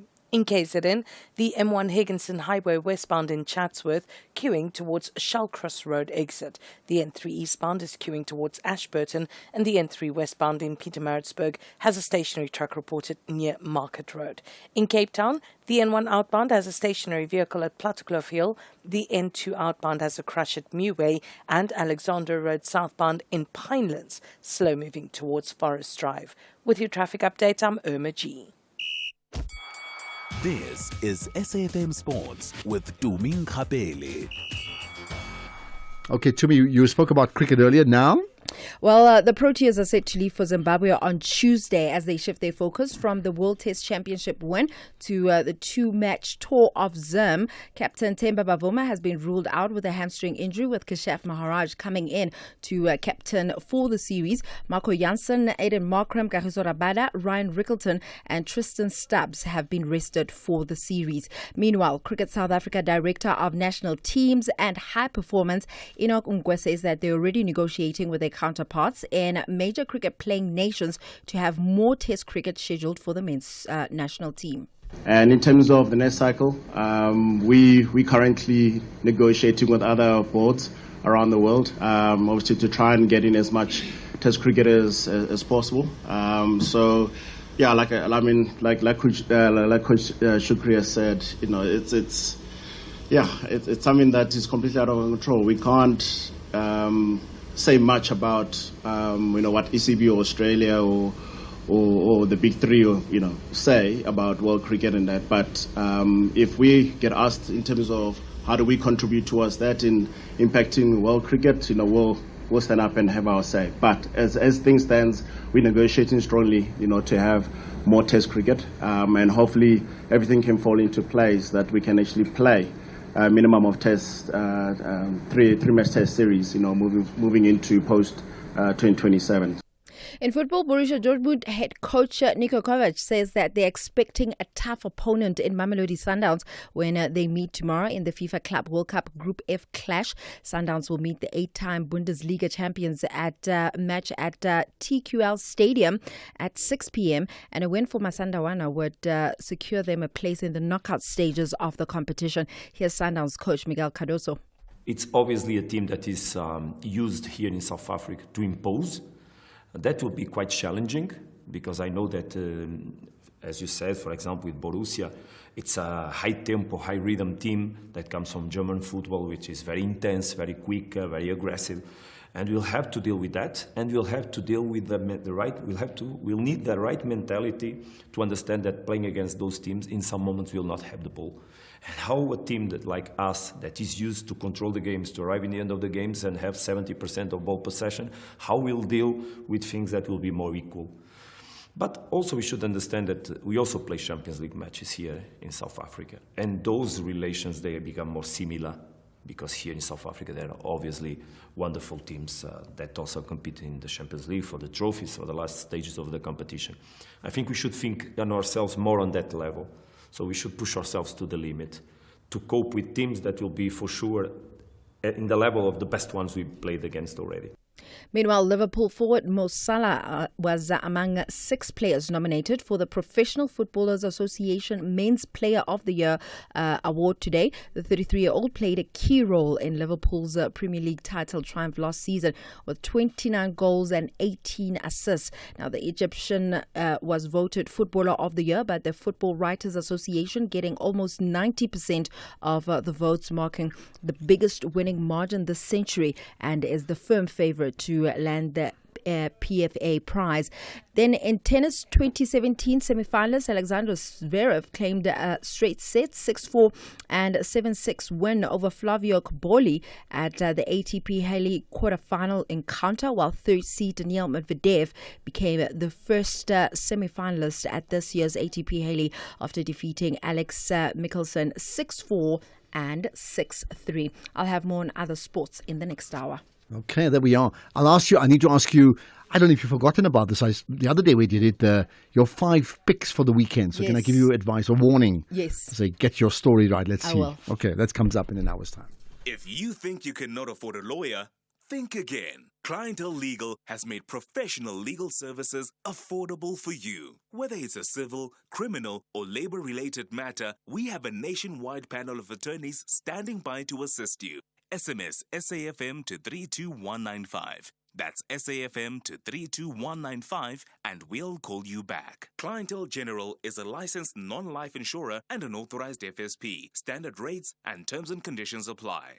The Rockets want to take full control of 90 minutes. Meanwhile, First Touch ladies want to transition quick with First Touch football. This is the Hollywood Bet Super League.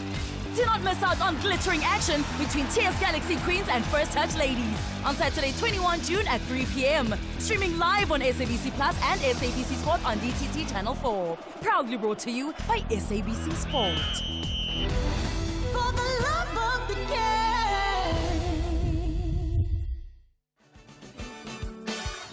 This Youth Month, SAFM celebrates the spirit, power, and potential of young South Africans.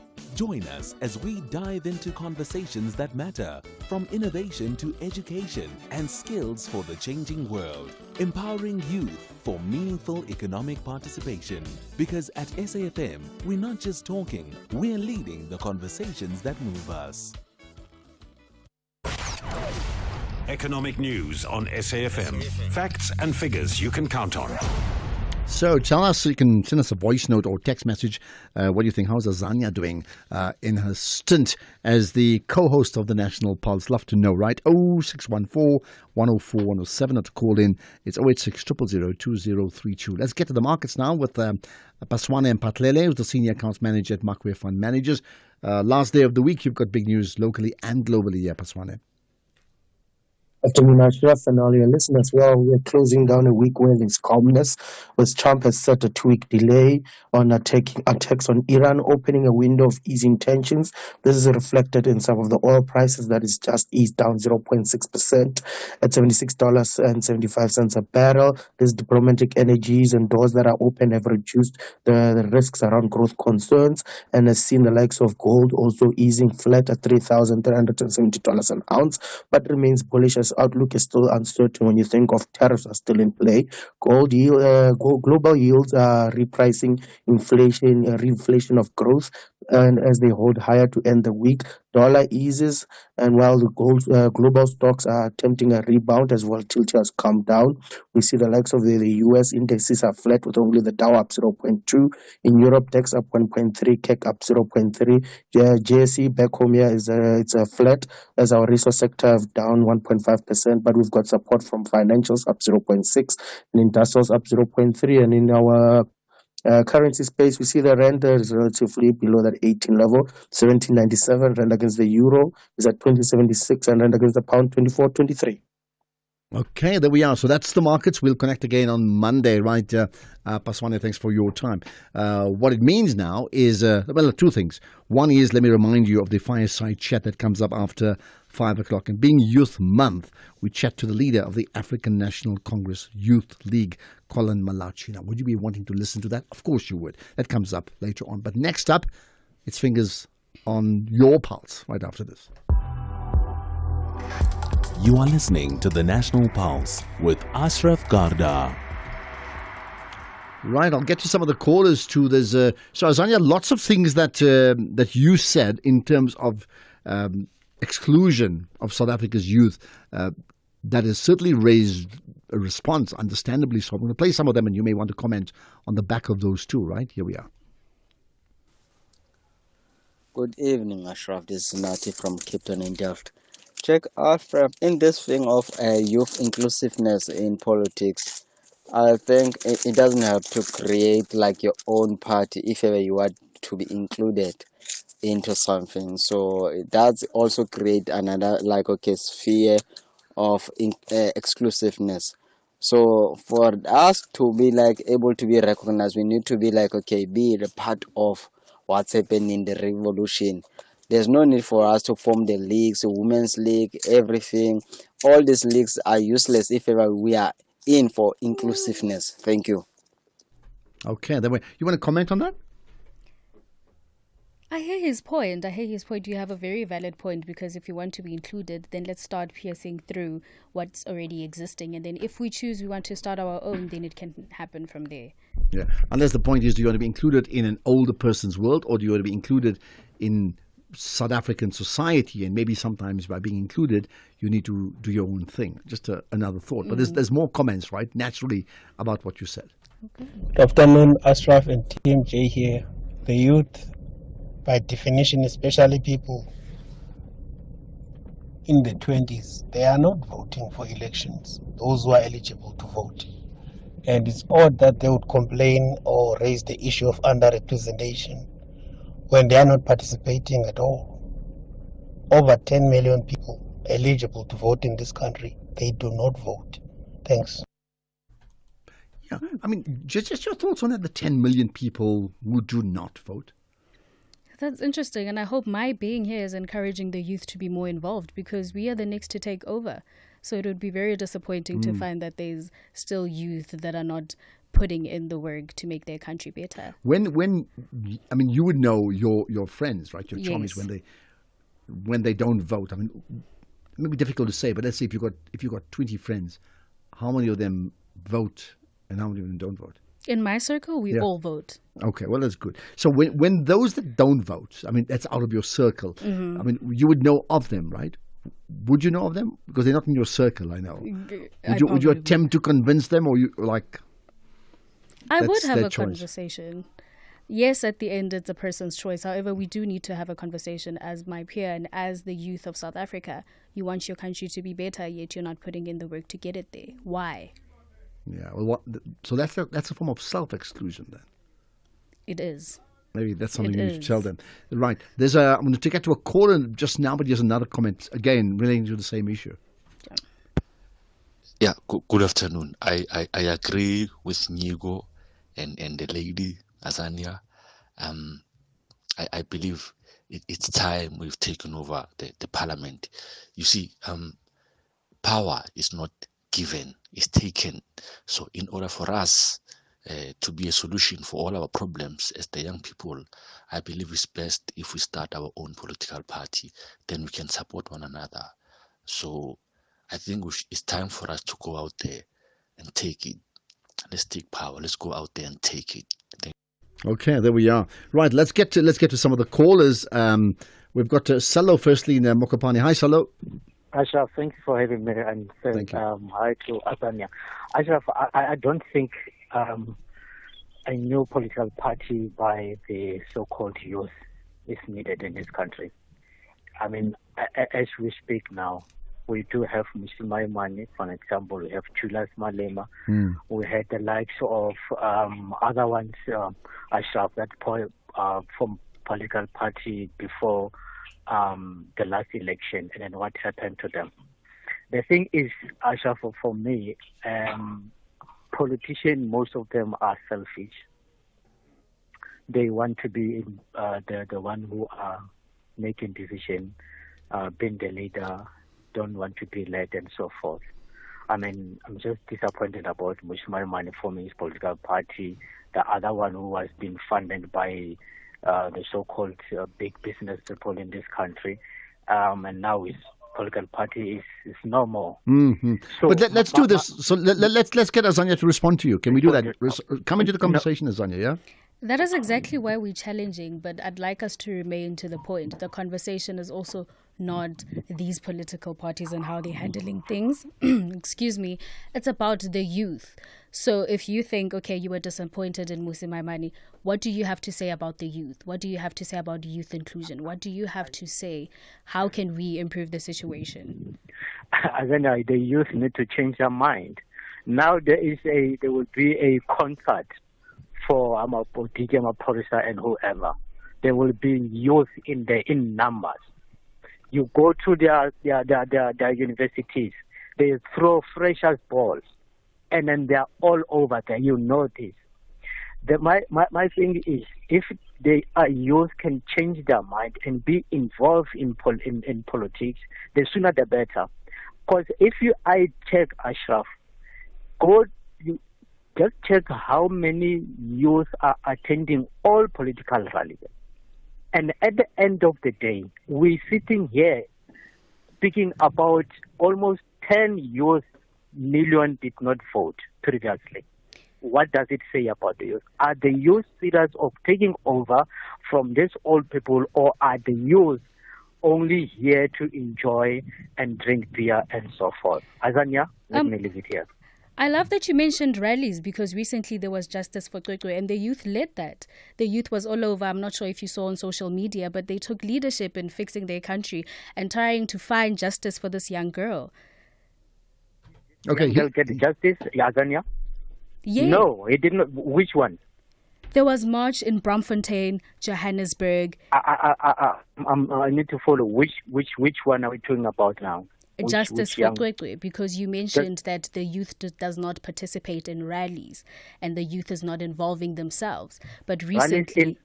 Rallies in politics, my lovey, because we are now talking about politics. They are not involved in that.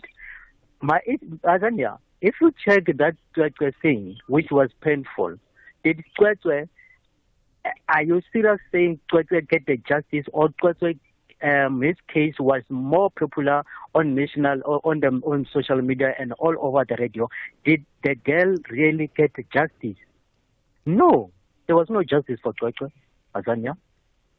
There was not. Yeah. So please, let's not confuse issues. Let's encourage youth to be involved in politics, not go to rallies, Azania, to be entertained by artists. That's the main problem. Ashraf, I know you have lots of calls. Let me leave you, Azania. Thank you for taking my call. All right, thank you for that. Azania, your last, the call is gone, but before I get to Hassan, just your last thoughts on that? On that last caller? As for the youth focusing on DJ Maphorisa and drinking beer, I'm not sure. Yes, you do participate, but I feel the youth has a lot to contribute, and we've seen that. We've seen that. Okay. The callers still come. You may want to introduce the next caller. Go for it. Let me just get the names up there. Okay. Right, there we are. All right, we have Hassan Logad in Auckland Park. Comment on the youth. Hello?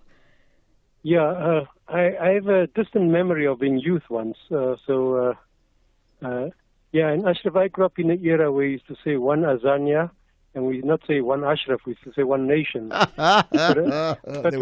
Azania, the point I wanted to challenge you a bit on is that we know there's extreme levels of poverty and inequality, and these are intergenerational, and I work with mining communities.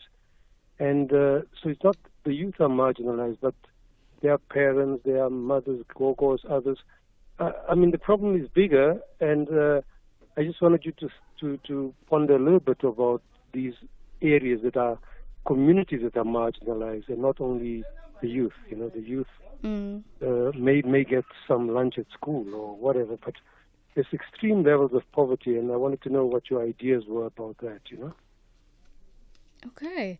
So firstly, we have a high percentage of youth unemployment. And if we're speaking on poverty and these marginalized communities, I think one thing that I've seen in the youth is entrepreneurship. And though there's not much we can do to change unemployment, we are trying. There's not much we can do at this present moment. However, ASBIG tapping into entrepreneurship is helping the situation, and therefore we'll be able to help our communities. It starts with us. So we're able to make jobs for ourselves, and therefore we help the communities that we grew up in. Yeah. Should I come back in? Yeah, go for it, Hassan. Go for it. Yeah. Yeah, Ashraf, so part of the thing that we have, for example, is that the SETAs are quite unresponsive to us, and they're in the news largely for who voted and which panel and whatever.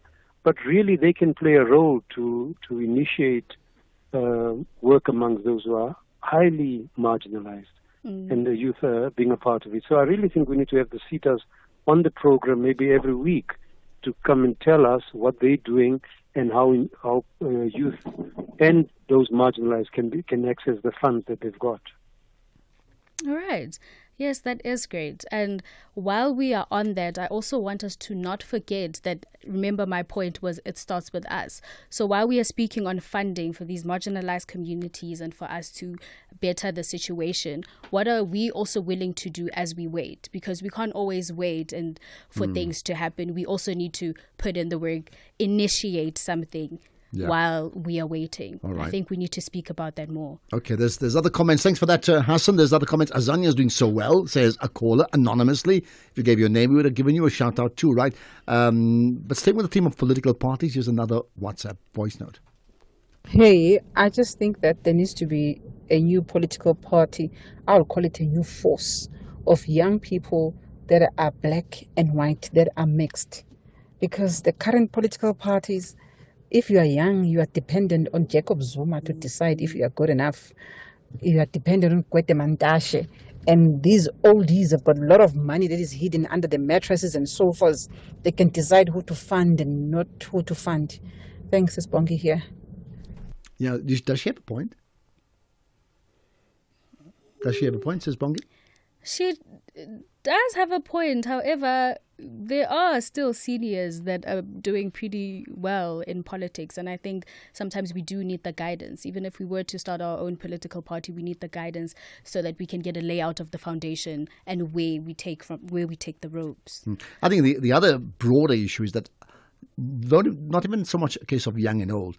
Are political parties serving their role of ensuring that the marginalized are not marginalized? Young, old, black, white, whoever they may be, are they doing that? And if we look at like most of the parties, we know who the ruling party has been for 3 decades, and now others as part of the GNU and others in opposition, are they truly fulfilling that role?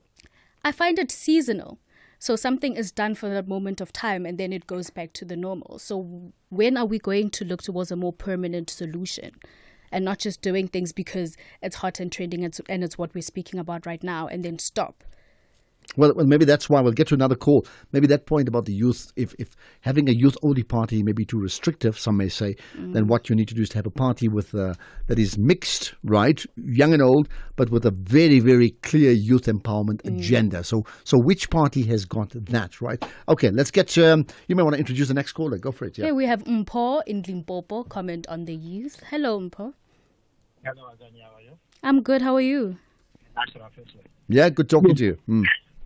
Look, maybe I'm listening to Azania and I'm like, okay, fine. We're talking about what needs to be done, but we are not talking about why. We are not finding. We are giving a prescription to an unknown diagnosis. Because yes, we can come with all this kind of formula that the youth needs to do this and that. But are we getting to the genes of why is the youth so disengaged? Just for an example, here we are engaged in this topic, and I've been listening to the callers, and we have to this point had no youth or a person that describes himself or herself as a young person who comes into the debate. Now, it's like we're talking about the youth. Of course, I acknowledge that people like Azania are taking the initiatives. But I want to challenge you, Azania, to say, as much as I hear all these processes, all these solutions that need the guidance, the prayer, what needs to be done, but do we really know? Are we getting to the bottom of why is this so disengaged? And I agree with the caller that said, forming parties, well, we might form them. Azania, Mpho might come together and form a party as you. But are we certain that the youth that lies behind, that needs to vote, are going to come out and listen to you, Azania? Okay. Is the youth listening currently? All right. Thanks for that input. Azania, go ahead. Yeah. I remember I said earlier that I hope my being here is encouraging the youth to step in and, take initiative. And I think from what you said, also you're focused on the cause, right? And I'm here posing the challenge to South Africa to say, okay, here am I representing the youth. I want us to be more included. How are we going to do that? So I hear you. Before we get to the next call, here's my quick take. When we say the youth are disengaged, I think largely those are just names or percentages or opinions that we throw out without actual data. I'm going to suggest that, in fact, youth are disengaged largely in South Africa's biggest social political issues, although there are pockets of examples where that's not the case. I mean, you gave the example of the protest the other day, that fees must fall before that, and many other things. But I'm also going to suggest that many of the older people are disengaged. Because if they were so engaged, they would actually have the political parties they want in leadership, and they don't. I just had yesterday an Uber driver telling me every reason why he's not interested in politics and why he won't vote, but he's miserable about some of the lack of service delivery in the country. So he's an example, in many ways, a manifestation of adults, who are totally disengaged. And as long as they're disengaged, many of the political parties will see no reason to change. Think about that, yeah. Okay, you want to pick up the next caller? Let's just go for it, yeah? Okay, Wendy in Cape Town. Hello, Wendy. Good afternoon, Ashraf and team. It's a very interesting topic. I really love what you just said, Ashraf, around a lot of older people being disengaged for specific reasons.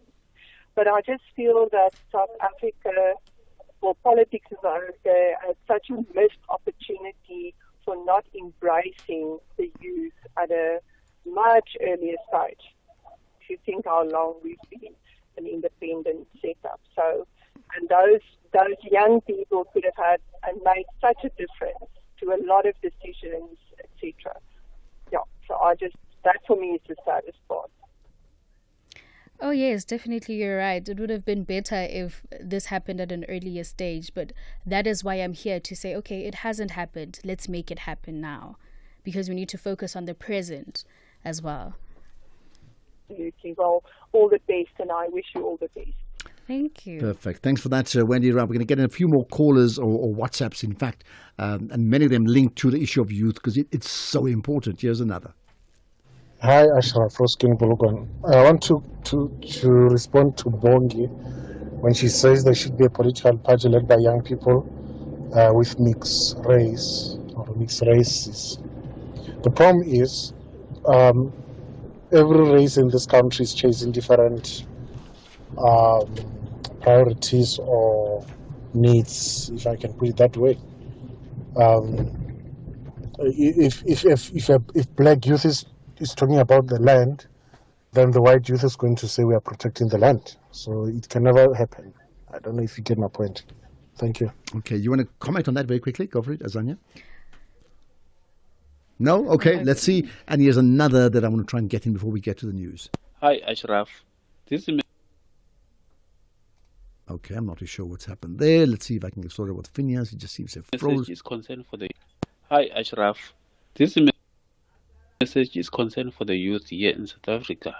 The youth in South Africa must be interested in farming more than many things here. The farming is the basic things rather than to be in politics, because we need people who can provide food, more especially for the blacks, because we have got white farmers rather than to have black farmers.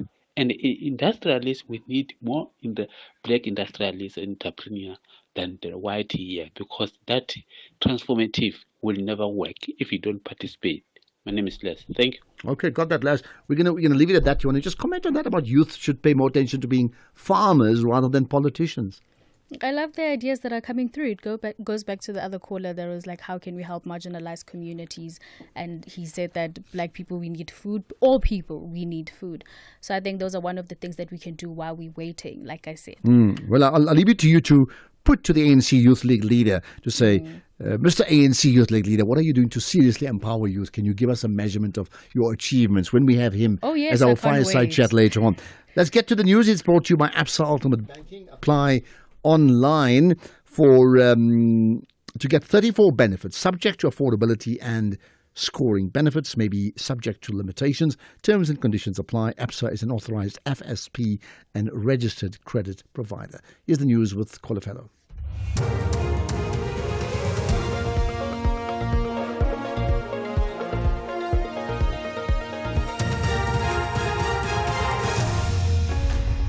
Thank you, Ashraf. Top stories. The sour chicken import ban lifting welcomed, and Iranians flee Israeli airstrikes.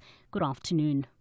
The South African Meat Processors Association has welcomed the partial lifting of the ban on the importation of chicken from most of Brazil. The Department of Agriculture announced their decision this week that allows for the resumption of imports from Brazil, except the state of Rio Grande. It is reportedly the only state where there has been an outbreak of avian flu. According to the association, the move will avert significant shortages of mechanically deboned meat used in the manufacture of affordable proteins such as polony, VNS, Russians and corned meat, among others. Chairperson Gordon Nicole. Before we used to bring it from Europe, from sometimes Thailand, they've got small amounts, but mainly Brazil and a small amount from Argentina. With all this bird flu going on all over the world, most markets have been closed to us, and 95% of that comes from Brazil. The family of the late former Zambian president Edgar Lungu has announced that Lungu will be buried in South Africa. This after a feud between the family and the Zambian government not reaching an agreement on how to send off the former leader. Bonolo Maribe reports. In a statement, Lungu's family says he will be laid to rest in South Africa in accordance with their wishes. The family says this period has been emotional and they are grateful for the support and condolences extended from across the continent and the globe. They also say they thank the government of South Africa for their support and for honouring the family's decision to hold a private funeral and burial here in the country. The City of Johannesburg's MMC for Public Safety, Dr. Mguni Chwaku, believes a private residence in Houghton Estate, where around 90 undocumented foreign nationals were found hiding on Wednesday night, may have been hijacked. The arrest followed a tip-off received by the municipality. Chwaku visited the property this morning and said they are still waiting to hear from the registered owner. Records show the house was sold in 2024 to a company. Chwaku says this is the typical modus operandi of building hijackers purchasing properties through companies or NGOs to avoid scrutiny. We got a tip-off that there is a house where there's a lot of activity that's actually happening. People move in and down. It's quite light numbers. So yesterday we did the oversight just to check what's happening at night with a surprise visit into the area. That's when we discovered that there were undocumented foreigners, about 90 of them. So as you know that in terms of the bylaw, that is not really allowed in terms of the size of the house and the number of people that are staying here. The case against alleged child pornography suspect Darren Wilken and his partner Tiona Moodley has been postponed to September by the Randburg Magistrates Court for further investigation and consultation. The pair made a brief appearance in the court this morning. They face multiple charges, including 24 counts of money laundering, possession and distribution of child pornography and contravention of the Drug Trafficking Act. Magistrate Aniki Westhuizen. The state had a consultation with the defence this morning and we've agreed on the next date for this matter to be heard. The date agreed upon by the defence and the state is the 16th of September 2025 back to this court. This will be for certain formalities to be dealt with by the defence as well as for the state to finalise its investigations, which we are proud to say is nearing its end. Human rights activist Claude Bennett says refugees and asylum seekers in South Africa continue to be subjected to discrimination and xenophobic attacks. He adds that corruption also stands in the way of them receiving legal documentation. Many refugees and asylum seekers come to South Africa fleeing wars and persecutions from their countries. He was speaking in Pretoria today as the world commemorates World Refugees Day. And let us not forget COVID-19. When offices closed and the system went dark, thousands could not renew their papers, not because they vanished, but because the state did. To now criminalize them is not only unjust, it is absurd. We therefore call for one-time amnesty, a human legal remedy for those who lost the documentation due to a government failure. And And finally, Israeli airstrikes on Iran have caused some Iranians to flee, with all flights in Iran cancelled. A growing number are travelling by land to neighbouring Armenia. The BBC's Rehan Dimitri is at the Agarak border crossing. We've spoken to families, and it appears that mainly people who are coming through this border are those who have either residency or citizenship in other countries, in European countries, and they're looking into getting a flight from the Armenian capital, Yerevan. People look exhausted. They're with their children, with their luggage. All they want to do is just to haggle with this massive group of taxi drivers here to get a good price and drive further 8 hours to the Armenian capital. The top story this hour, the South African Meat Processors Association has welcomed the partial lifting of the ban on the importation of chicken from most of Brazil. Headlines at 5:30 for SAFM News. I'm Kolofelo Tefo. Thanks for that, Kolofelo. And that news brought to you by Absa Ultimate Banking. Apply online to get 34 benefits subject to affordability and scoring. Benefits may be subject to limitations. Terms and conditions apply. Absa is an authorized FSP and registered credit provider. Ultimate Value is opening an account with 34 benefits while getting her a treat. Ultimate Success is getting her the ballet shoes that you promised. With a 2,000 Rand balance booster, Ultimate Goals is living life on your own terms with a credit card with 0 monthly fees. Absa Ultimate Banking is about having it all in one account for 98 Rand per month. Apply online now. Your story matters. Absa, subject to affordability and scoring. T's and C's apply. Absa is an authorized FSP and a registered credit provider.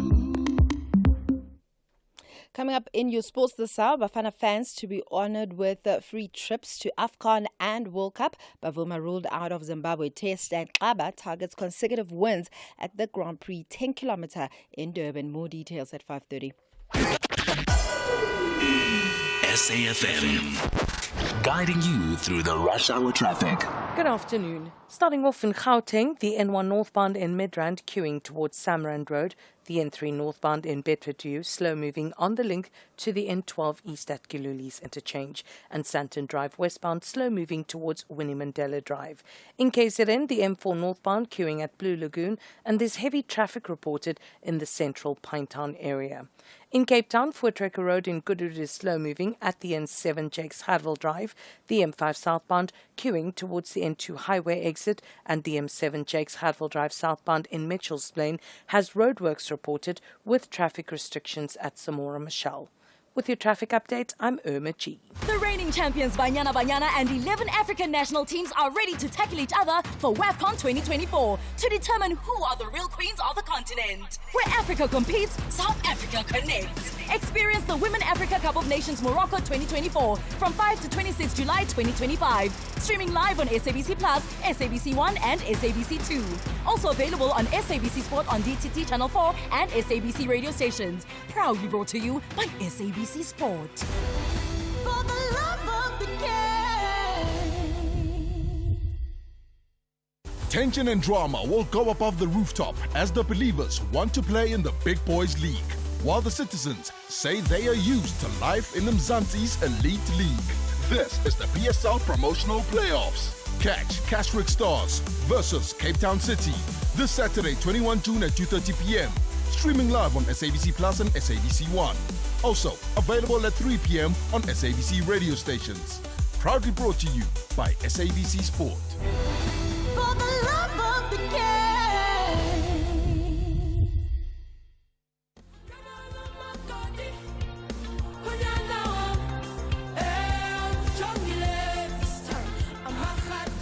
It's that time of year. The annual Drakensberg Boys Choir Music in the City is upon us. Classic choral works, African rhythms, and foot-stumping Afropop at the Joburg Theatre. 18 to 21 June. Book now on bbchoir.com. See you there.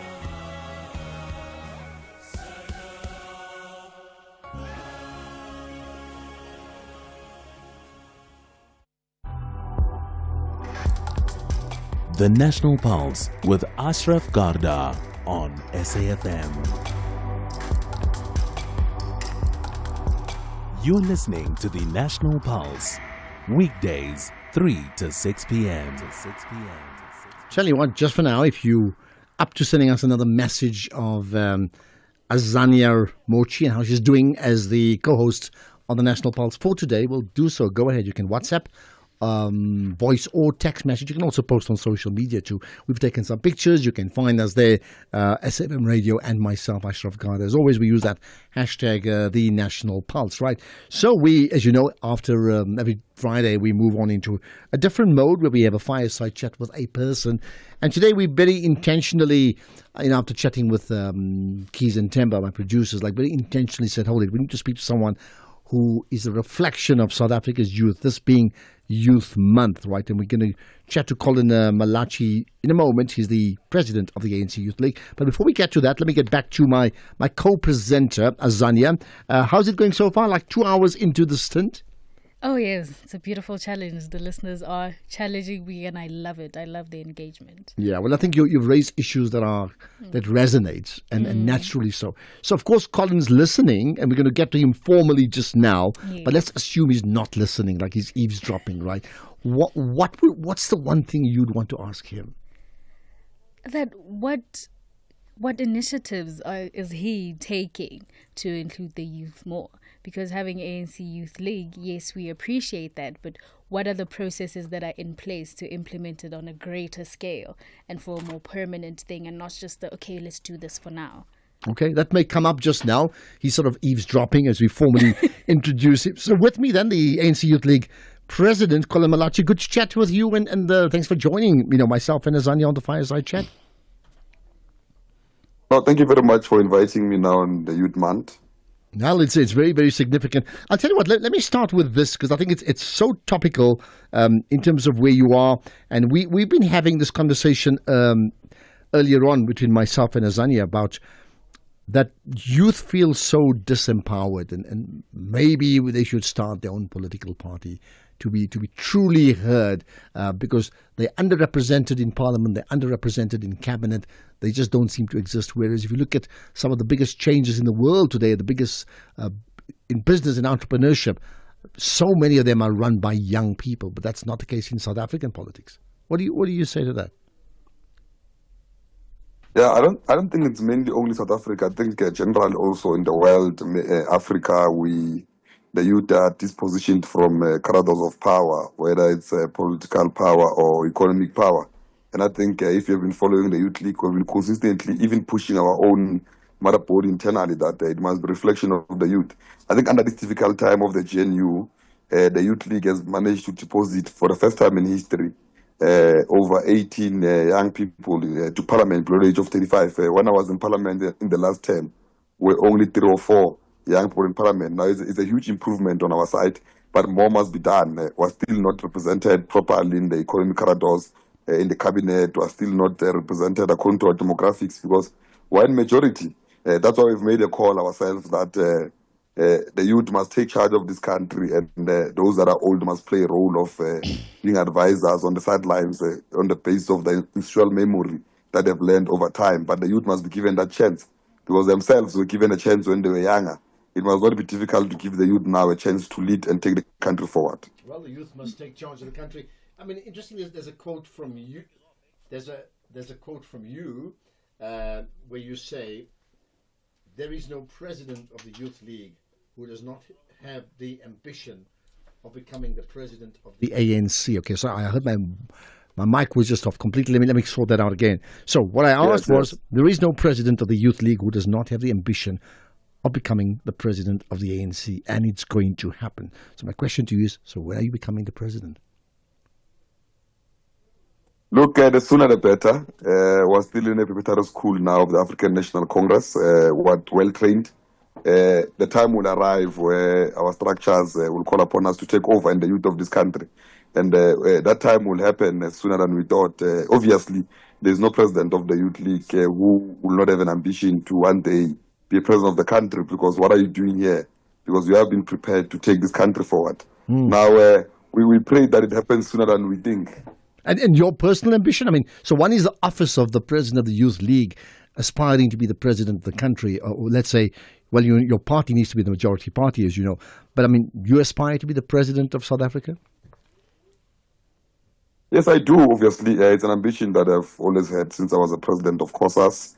the student movement. We've been trained for that. There's no one who will spend his whole childhood not to take responsibility of his own country. We're all doing all of this so that we can take this country forward when we're given opportunity by the citizens of South Africa when the time they believe it's right for us to take over this country. I believe it's a fair ambition for any young person. I don't want to be the only young person who has that ambition. Many young people must have that ambition, that they want to take full responsibility of their own country. And the best position and the highest position in the country is president of the country. And let's just say that it happens sooner than you think, right? So let's say it happens today, right? How would you use your influence then to effect some serious changes in the country that, although you're part of the ANC and your president is the president of the country, that he's unable to do right now? So you're the president, what would you do? Look, what I'll urgently do, I'll restructure the economy of the country. Look, the fact is that the way the structure of the economy is structured is not sustainable, where the minorities are controlling the majority of the economy, when the majority, which are black, young, and women, are dispositioned from their own economic activities of their own country. And that is a very dangerous move.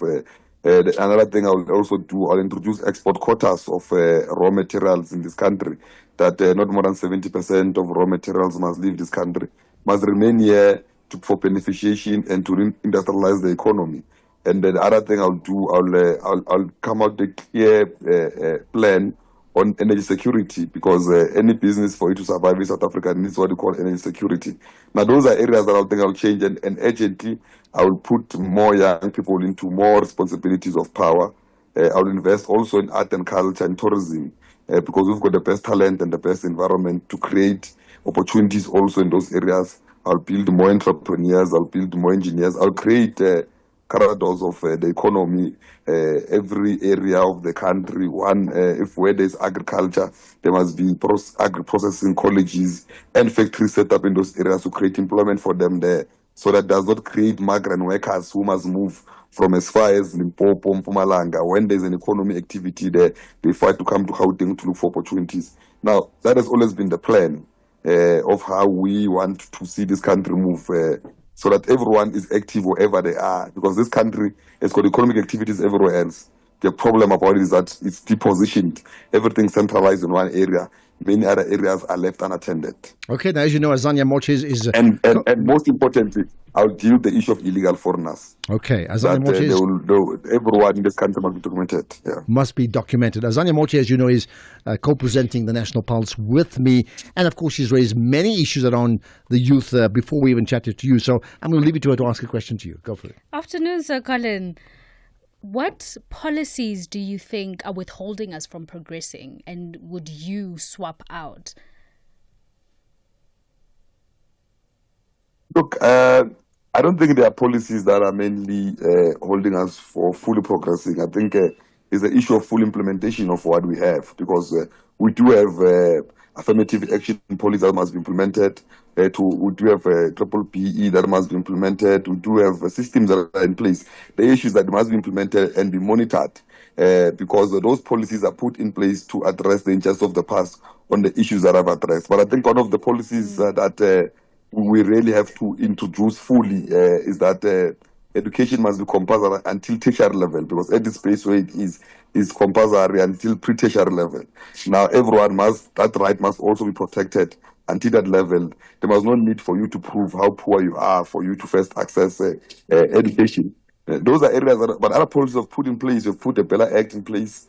We've put the issue of the white paper on how to manage the illegal migrants in place. Now it's the issue of implementation, and all of those issues can be resolved. Okay, thank you. I wonder, just a quick thought. I mean, you did say the other day that Ramaphosa must be the last pensioner president. I mean, you're talking about your president. You serious? No. What we're saying is that, remember, the age that is stipulated who's the pensioner as in South Africa as per law is someone who's 65 years and below. It is not an ageist argument. It's an argument to say that let's get the country younger. It's a pressure. Remember, the Youth League itself is an ageist organization. if you can check it, because it's only open for the youth from 14 to 35. Now, I did an organization that represents a certain age group. Now, when you are saying a person who's leads an organization like a youth league and sends an age, you don't understand the point. My role is to put pressure for youth representation in all corridors of power. Now, that is the pressure I'm putting on the ANC and all political parties of South Africa, that can we fleet more young people into place? We can have more pensioners in parliament, more pensioners as executives, more pensioners as presidents, when we have those who are below 65 years who can also assist to lead this country moving forward. Well, the big question is what's stopping them, and that's a fundamental issue. We continue chatting to the ANC Youth League President Colin Malachi. No pensioner, not now, not at all at the moment, but he has ambitions of becoming the president sometime sooner rather than later. This is the National Pulse. The reigning champions Banyana Banyana and 11 African national teams are ready to tackle each other for WAFCON 2024 to determine who are the real queens of the continent. Where Africa competes, South Africa connects. Experience the Women Africa Cup of Nations Morocco 2024 from 5 to 26 July 2025. Streaming live on SABC Plus, SABC 1 and SABC 2. Also available on SABC Sport on DTT Channel 4 and SABC radio stations. Proudly brought to you by SABC Sport. For the love of the game. The Rockets want to take full control of 90 minutes. Meanwhile, First Touch ladies want to transition quick with First Touch football. This is the Hollywood Bet Super League. Do not miss out on glittering action between TS Galaxy Queens and First Touch ladies on Saturday 21 June at 3 p.m. Streaming live on SABC Plus and SABC Sport on DTT Channel 4. Proudly brought to you by SABC Sport. For the love of the game.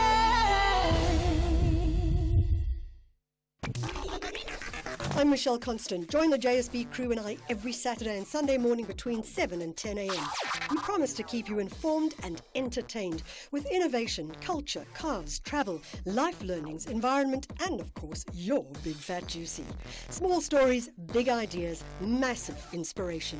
The Jet Set Breakfast on SAFM. Ashraf Garda on SAFM. Right. By the way, you can certainly call in as well. I mean, one is if you certainly you maybe know the ANC Youth League president personally. If you say hi to Colin, you can do that. That's the call. You can send us a WhatsApp or a voice note, text message too. But if you also want to raise an issue that he has raised and counter that, feel free to do that too. As you know, it's myself together with Azania Tudexter co-presenting for the rest of the half an hour or so more of the National Pulse. Azania, you want to ask a question, so let me leave it to you. Oh yes, my question is, I know we're talking about aspirations, but what was the journey? How was the journey like?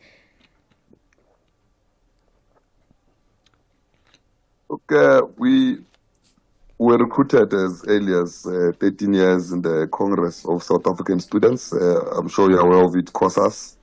It's a pre-tertiary organization of the African National Congress. We led it at all levels, including being the regional secretary of COSAS, being the provincial secretary of COSAS, being the provincial chair of Gauteng COSAS, ultimately becoming its president. Then later on, when we went to varsity, we joined SASCO, which we ultimately led also at the highest level in the NEC. We led the ANC also in branches, the Youth League.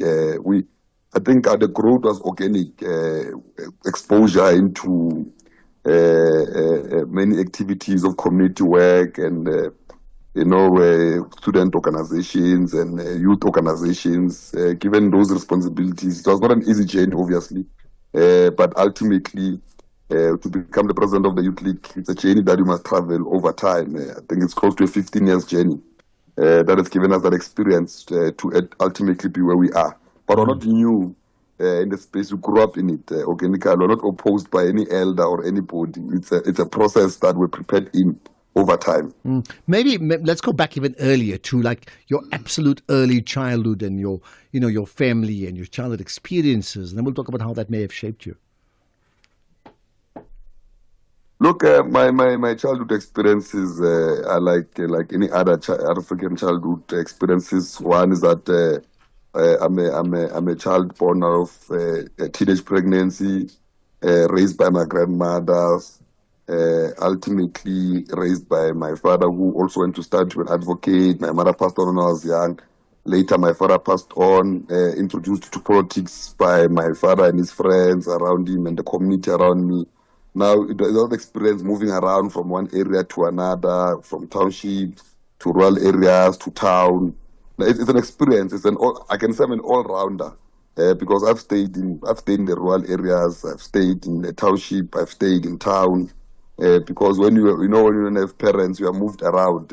When you are staying with your aunt, grandmother, everyone who's available at that time to stay with you, stay with them. But it was a good it gave me the strength I have now. I think if I have not went through that experience of also seeing life alone sometimes, where I know that I'm on my own, everything I must do to the best of my ability. It assists to give strength and focus. Okay, beautiful. I heard you say that you were introduced into politics, but what propelled you to keep moving with it? I think it's interesting what I was doing at that moment. When you're in COSAS, it's when you're meant to enter and start resolving problems of learners. Ultimately, you're in the youth league resolving problems of the youth, and you are meetings and political education. You fall in love with the space, and you just want to serve. No matter how, even if you can have 50 qualifications, you will not want to do anything else apart from serving. I know a lot of people who've got PhDs who will still want to be here and serving into structures of the movement. It's like that. It's a drive. It's addictive, and also to resolve the inequalities of this country and the socio-economic problems of our people. It's one of the things that has kept me going. And until we have arrived to an area where there's equality in this country, our roles will not have ended. Now we need to fight until this country, it's one nation that is united against tribalism, against racism, against sexism, against gender-based violence, against exclusion from economic activities. Now, until you arrive to a country, we don't have to speak about those things. They are obvious and they're there in place. Our role will not have ended. Colin, I'm very curious to know this, right? In terms of your own family background, you made the point about just you being the child of that family and the difficulties that goes with it. But when did you realize that there was inequality in the country? Because it's not such an obvious thing. If you live in the Eastern Cape and you speak isiXhosa, you may think that's the only language in the world if you're a young kid and you have no other means of connection. So, for example, when did you realize that actually there's inequality and we getting hard done by versus others? Look, you grow up in it. If you are black, you are born in that inequality. You are born in a township where people must move every day from the townships to go and look for jobs in the factories and come back very late, don't see their families. Where when you go to town, if you are lucky, once in a while, you see how other races, they live and survive in those areas. That inequality was long designed. You can smell the poverty in the streets of any rural area, whether it's in the Eastern Cape or not, when they must wait for their uncles to come back from the mines, while the mine owners and their fathers will come back from the mines, while the mine owners see their families every day. Now kids grow up without their fathers, they see their mothers are suffering, they have to wait, if they are lucky, to receive whatever money they get from their fathers. Sometimes their fathers never come back because they're highly exploited in the cities too. Now inequalities exist there. And you grew up with no equal opportunity to compete with anybody with that opportunity who are in town, the level of education that you receive, the infrastructure in place. Now, the classrooms that you are in, the level of teaching that is in place. Now, you grew up experiencing it every day. When you go to trips, you can see, but here, there's no, the things are not the same. From the child of a domestic worker to the child of a CEO. Now you grew up in it, you are raised in it. Sometimes when you are black, you don't even have a choice. It's in you. And it comes with its own things. We'll put that on pause. I know you have things to ask Azania. Let's get to the news headlines now. It's 5:30 years Kolofelo. Thank you, Ashraf. In the headlines this hour, the Minister of Mineral and Petroleum Resources, Gwede Mantashe, says the Tetra gas project in Virginia in the Free State has the potential of becoming the world's largest helium-producing plant. The South African Meat Processors Association has welcomed the partial lifting of the ban on the importation of chicken from most of Brazil. And far-afield, Iran's foreign minister has angrily denounced what he called Israel's merciless, barbaric and unjust war against his country during a speech in Geneva. Dino Mutaung has the details at 6. SAFM, guiding you through the rush hour traffic. Good afternoon. Starting off in Gauteng, the N12 eastbound in Bedfordview has a crash reported after Giluli's interchange. The M1 southbound in Braamfontein queuing towards Empire Road. Cedar Road in Fourways has a crash at Uranium Street. And Main Road southbound in Irene has a crash reported south of Nelma Pierce Drive. In KZN, the M4 northbound in Umhlanga queuing towards Subaya Drive traffic circle. The N3 westbound queuing towards Cliffdale. The N2 northbound has a stationary vehicle reported before Queen Nandi Drive, and the N3 eastbound a stationary truck at Key Ridge.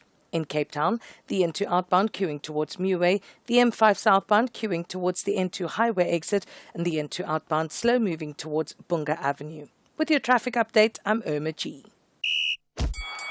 This is SAFM Sports with Tuming Kapele.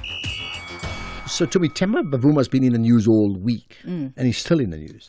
He's still in the news because Temba Bavuma has been ruled out of the test series against Zimbabwe with a hamstring injury. Bavuma suffered a left hamstring strain while batting in the second innings of day 3 of the World Test Championship final at Lord's last week. Keshav Maharaj will step in as captain for the series, which is set to start on the 28th of June. Meanwhile, senior players the likes of Marco Jansen, Aiden Markram, Kagiso Rabada, Ryan Rickleton and Tristan Stubbs have been rested for this particular test.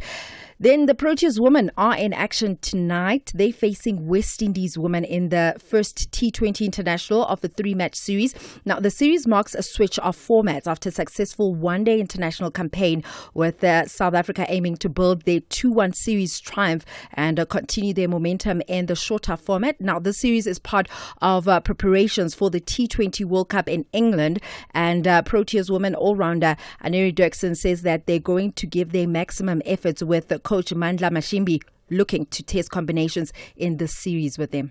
We've got a T20 World Cup next year, June, so that isn't far away.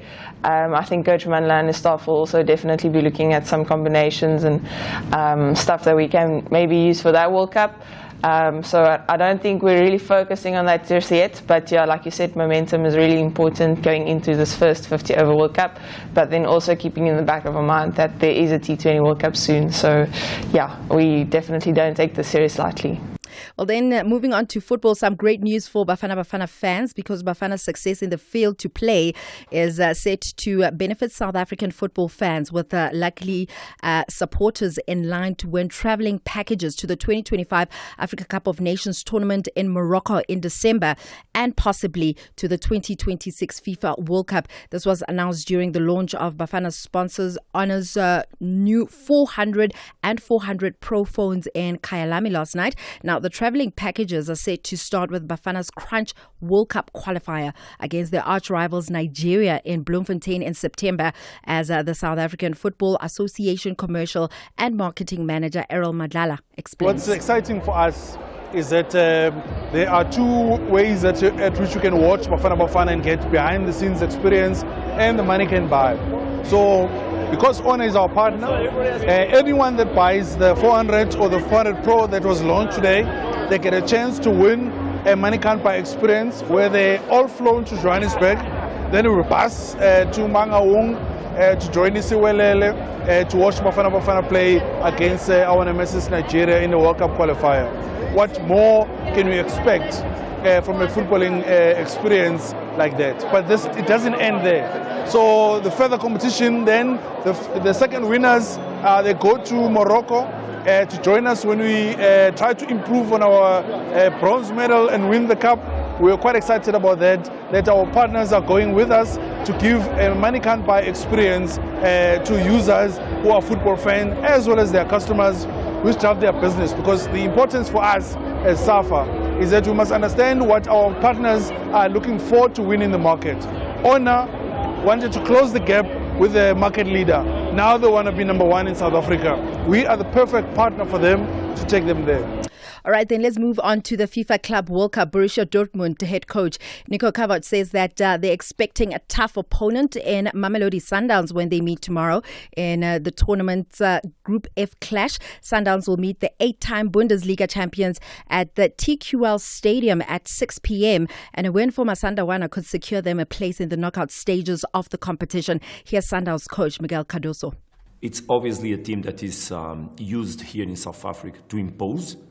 That will be quite challenging because I know that, as you said, for example, with Borussia, it's a high-tempo, high-rhythm team that comes from German football, which is very intense, very quick, very aggressive.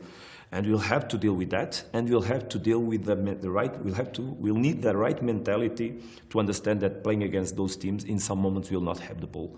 And how a team that like us, that is used to control the games, to arrive in the end of the games and have 70% of ball possession, how we'll deal with things that will be more equal. But also we should understand that we also play Champions League matches here in South Africa, and those relations, they become more similar. Because here in South Africa, there are obviously wonderful teams that also compete in the Champions League for the trophies, for the last stages of the competition. I think we should think on ourselves more on that level. So we should push ourselves to the limit to cope with teams that will be for sure in the level of the best ones we played against already. Still staying with the FIFA Club World Cup, Auckland City coach Paul Poza has finally arrived in America to resume his duties against Benfica, having watched his Chargers suffer a 10-0 defeat to Bayern Munich. He says that they've taken hard lessons. Really pleased to be here, really excited to be here. Regarding the first game, yes, it was a hard watch for us, of course. Bayern were clinical and ruthless, and I was actually really pleased they played their a relatively very strong team and showed no mercy. I think that was for us. Whilst it was hard to take, I think it was a good thing. We'll learn more out of that than if they had not done that. So, happy to be here and looking forward to the next game now. Meanwhile, South Africa's road runner Glenrose Xaba is aiming to claim back-to-back victories at the Spa Women's 10-kilometer Grand Prix, with the Durban leg taking place tomorrow near Moses Mabhida Stadium. After claiming the opening leg in Cape Town in March, Xaba arrives in Durban in top form, having also won the Absa Run Your City 10-kilometer in May. And before I leave, Ashraf, yes, I do have my predictions for this weekend.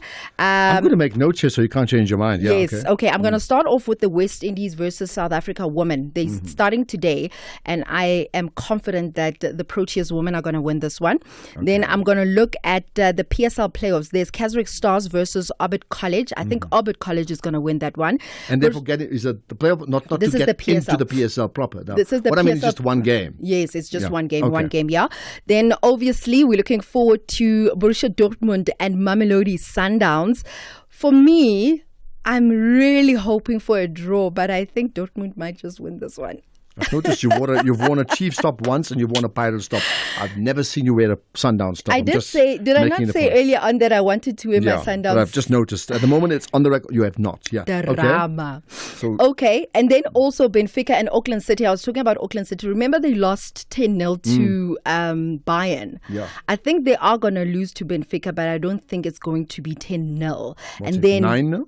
No, maybe 5-0. Okay. Half this time around. And finally, and finally, the Spa Women's 10-kilometer Grand Prix. Definitely Glenrose Xaba is going to win this one. So that is my prediction for this weekend. Come Monday, I'm going to try again and see if I was right. I'm going to ask you to do two things. Yeah. Can you take the same predictions and put that in text on your tweet? Okay. And if you really have the time, do a quick 1-minute prediction of all of them and do it on a video on your tweet and tag me and SFM Radio. Okay. Hashtag the National Pulse so we can share that to the nation. Yep. Okay, I'll definitely do that.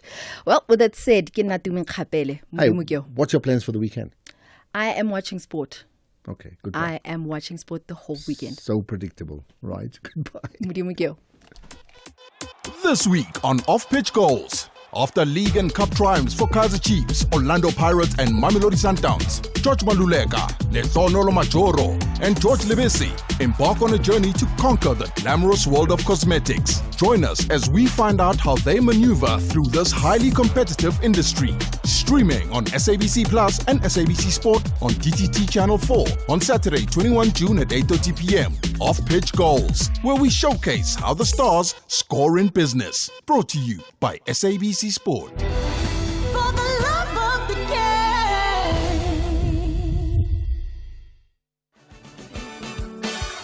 This Youth Month, SAFM celebrates the spirit, power, and potential of young South Africans.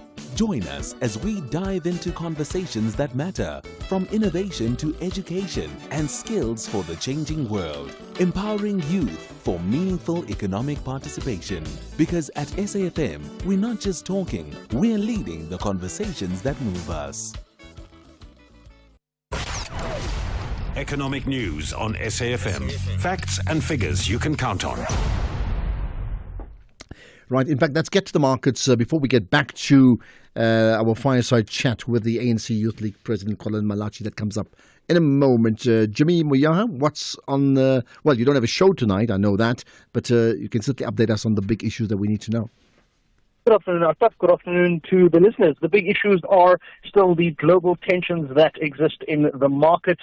The tensions in the Middle East still driving a lot of the sentiment. The U.S., we know, is playing a critical part in that conversation, and that's starting to take shape when we look at how the markets are performing. It's a bit of a mixed bag on the equities front, with some of the equities closing out in the red while some in the green. The Hang Seng was the biggest gainer in Asian markets, up almost 4%, but of course this was down during the week. When we look at European markets, the DAX was up 1.25%, the biggest gainer there. The FTSE in London was down 0.1%. At the moment, the Nasdaq is down about 0.4%. The S&P is about flat to marginally in the red, around 7 basis points in the red. Our own local markets also in the red for the day. We look at resources being the biggest drag there, 1.8% down. Financials up 0.25%, industrials up 0.25%, the all share down 0.25%, and the top 40 down almost 0.33%. If we look at commodity prices, they were a bit softer. The gold price, $3,368 a fine ounce. Brent, $76.88 a barrel, and the platinum price, $1,264 a fine ounce. Quick look at currencies. The rand is 17 rand 97 against the dollar, 24 rand 22 against the pound, and 20 rand 71 against the euro. 1 Australian dollar, 11 rand and 61 cents. 1 Bitcoin, roughly the same, 104,000 or 1.88 million rand. Going into next week, we will look to see how the tensions would hopefully de-escalate the risk sentiment in the markets. The interest rate decision that we didn't get this week out of the Fed didn't move the markets much. Our own inflation print that came out this week also showing signs that central banks have by and large gotten inflation under control. So all that is left for markets and for positive sentiment at the moment remains the global tensions that we are seeing play out in the Middle East and in other areas. So we'll keep an eye on that going into the weekend. If history tells us anything, we might get some news over the weekend that will ruffle markets on Monday, but that's a conversation we'll pick up on next week, Monday. For now, Ashraf, back to you. Yeah, perfect. Thanks. You have a great magic weekend, and we will certainly connect on Monday. Right, Colin Malachi with us, of course. He's the president of the ANC Youth League. He's part of the fireside chat that we have every Friday. We'll talk to him next. Night Talk with Oliver Dixon. You and I have a country to build, difficult conversations to have, solutions to find, and stories to tell. Join me, Oliver Dixon, on Night Talk every Monday to Thursday from 10 p.m. to midnight. Right now, you can apply online for Absa Ultimate Banking with 34 benefits while listening to this show. This is what ultimate success looks like. It's getting your daughter the ballet shoes you promised thanks to a 2,000 Rand balance booster. While Ultimate Goals is living life on your own terms with a 0 monthly fee credit card. Absa Ultimate Banking is about having it all in one account for 98 Rands per month. Your story matters. Absa. Subject to affordability and scoring. Benefits may be subject to limitations. Terms and conditions apply. Absa is an authorized FSP and registered credit provider. The National Pulse with Ashraf Garda. Weekdays, 3 to 6 p.m. All right, after that extended break, we do have, once again, reconnecting with Colin Malachi, the president of the ANC Youth League. Now, before we get talking about other things, Colin, Azania, there's some calls. I think you should take it. Oh, yes, on that note, we have Skumbuzo with a question for Sir Colin. Yeah, hi, Colin. How are you? Colin, are you there? Yeah, I'm good. How are you? I'm good. How are you? Good. I can't complain either. Can I just ask you, what is the Youth League's take on this partitioning of South Africa into small Afrikaner walls and bedrooms and kitchens into smaller kitchenikis? What is your response as the Youth League to the AfriForum's attitude of taking the state to the Americans, i.e. your Trump administration thing, your bad-mouthing us as a country? There are two perspectives, Colin. There's your personal perspective, then there's the Youth League's perspective. Thank you, my dear brother. Okay, Colin, go for it. Look, on the issue of the racist Afrikaners who are working very hard to make sure that really this nation building that we have been trying to do since '94, it does not happen, especially when themselves are beneficiaries of apartheid state interventions, and they still want to continue to enjoy the benefits, excluding the majority of South Africans. I think that one we must all unite against. It's wrong.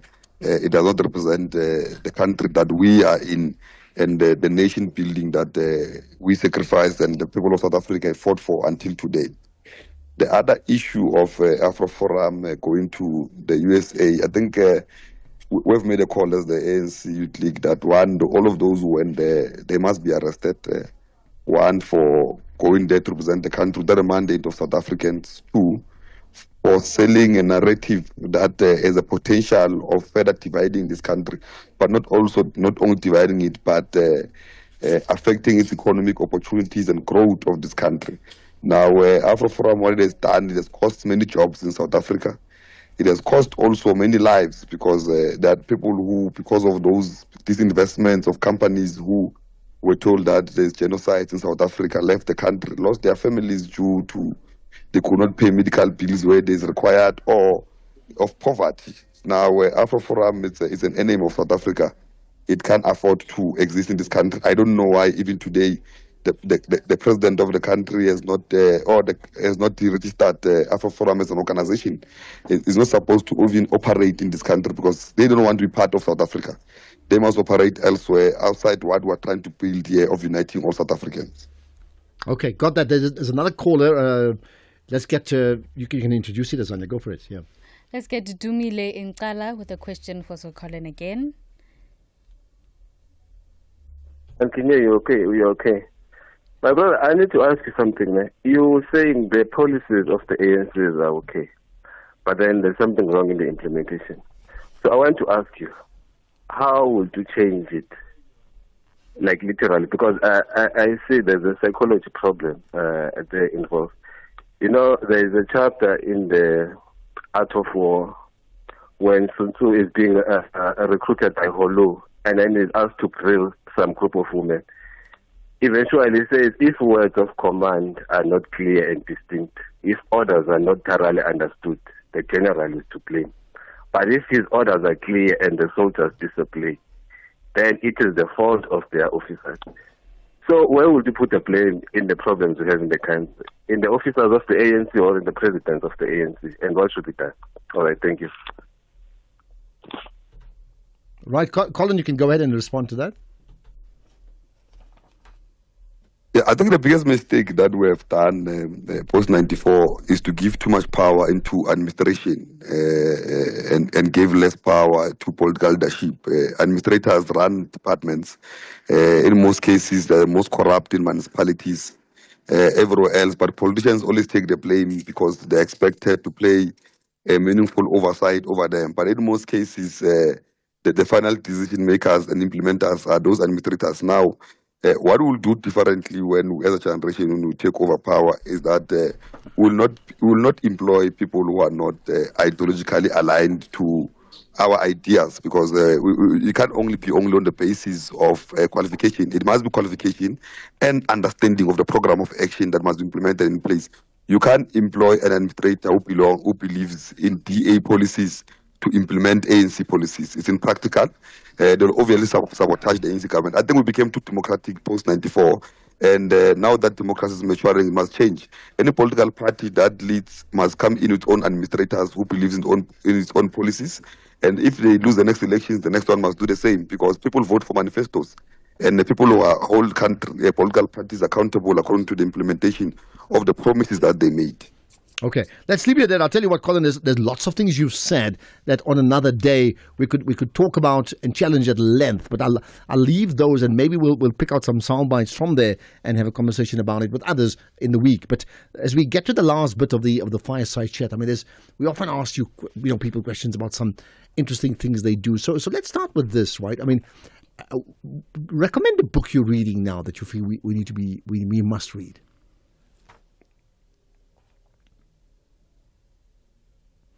Colin, you there?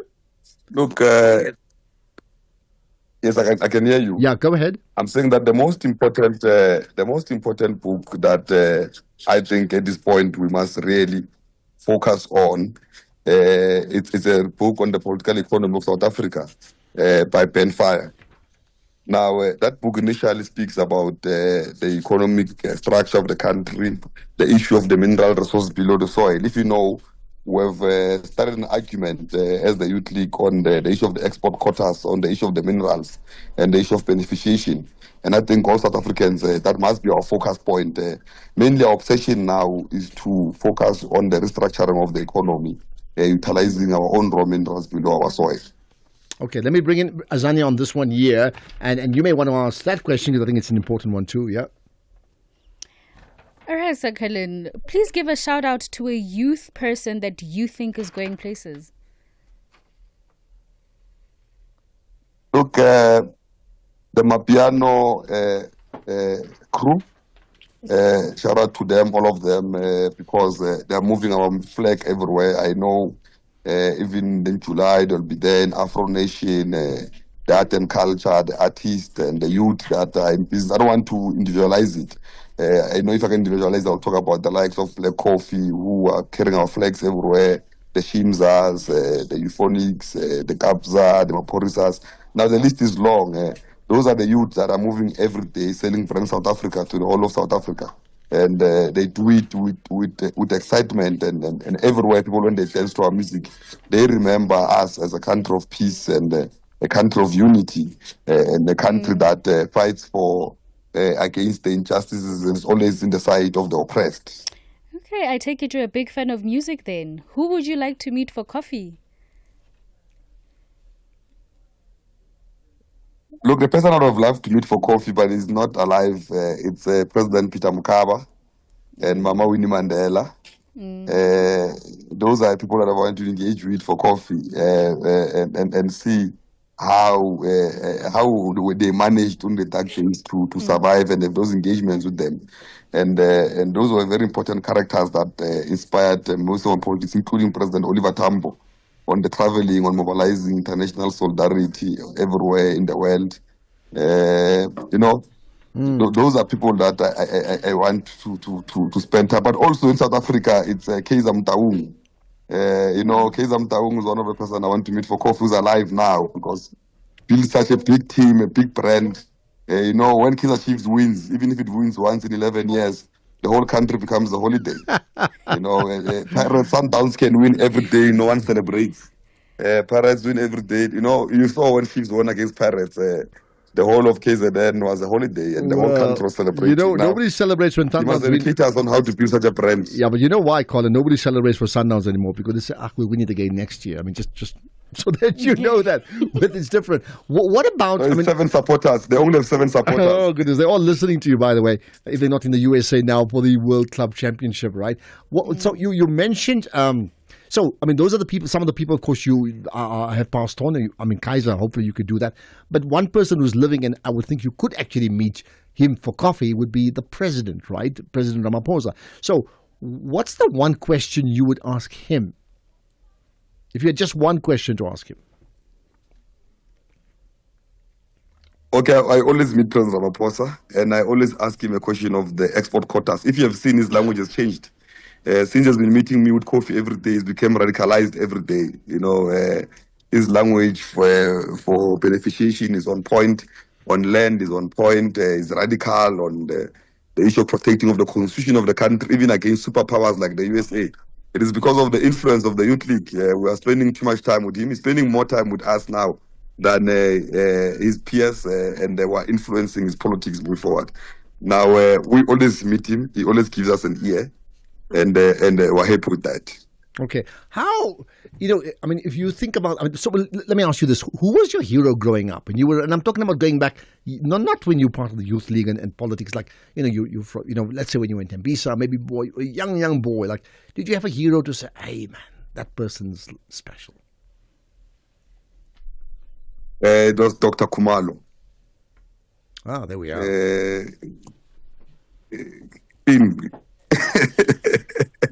Yeah, he was a hero for all of us. He inspired us, even those who could not play soccer, they wanted to play soccer. The other one was the likes of Oskido, the Kwaito artists were heroes in our townships. Even those who could not sing wanted to sing.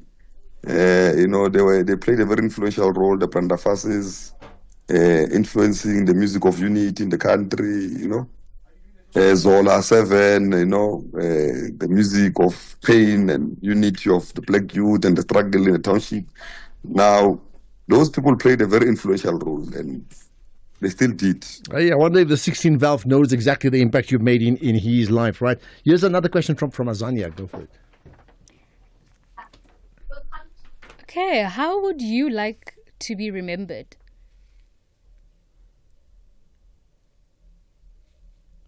Look, I want to be remembered as a leader.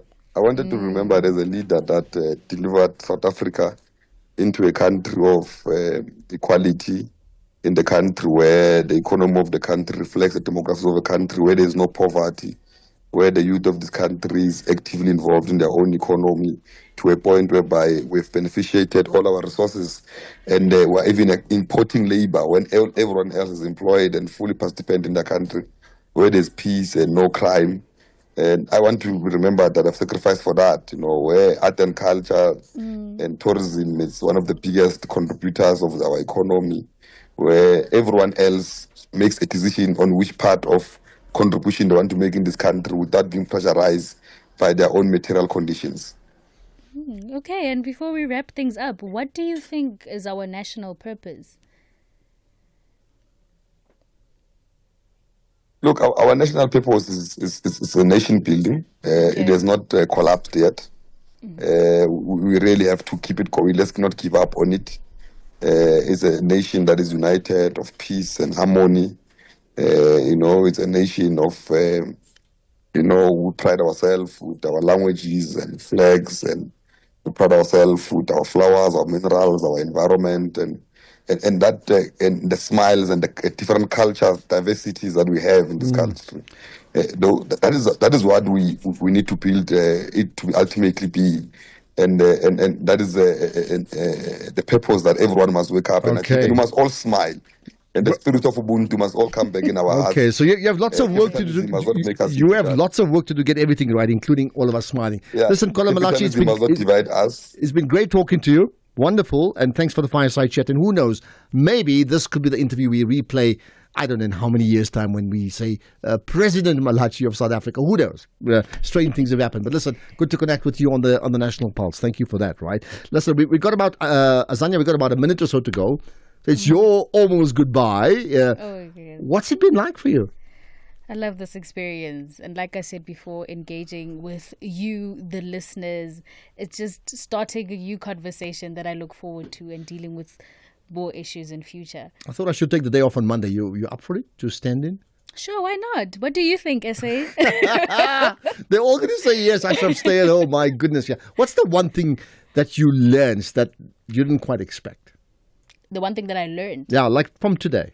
I learned that engagement is a worldwide thing, and we need to tackle issues one by one and be more specific with them. Because as the questions were coming in, I'm realizing, yes, I brought a broad issue, but now how do we deal with the specifics? So I learned. Okay, and just remind us in just one sentence that one single broad issue you brought up around youth.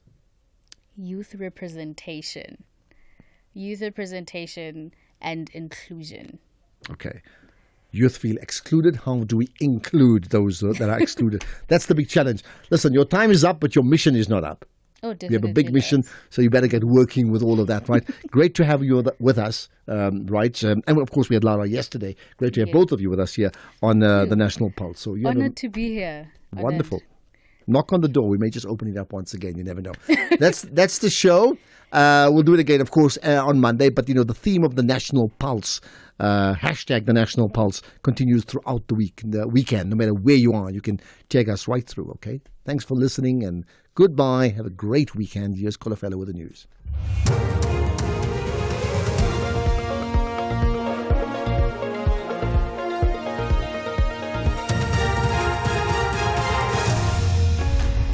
Top stories: Free State to possibly halt the world's largest helium-producing plant, and Iran's foreign minister speaks out against Israel. With the news, I'm Dino Madal. Good evening. The Minister of Mineral and Petroleum Resources, Gwede Mantashe, says the Tetra gas project in Virginia and the Free State has the potential of becoming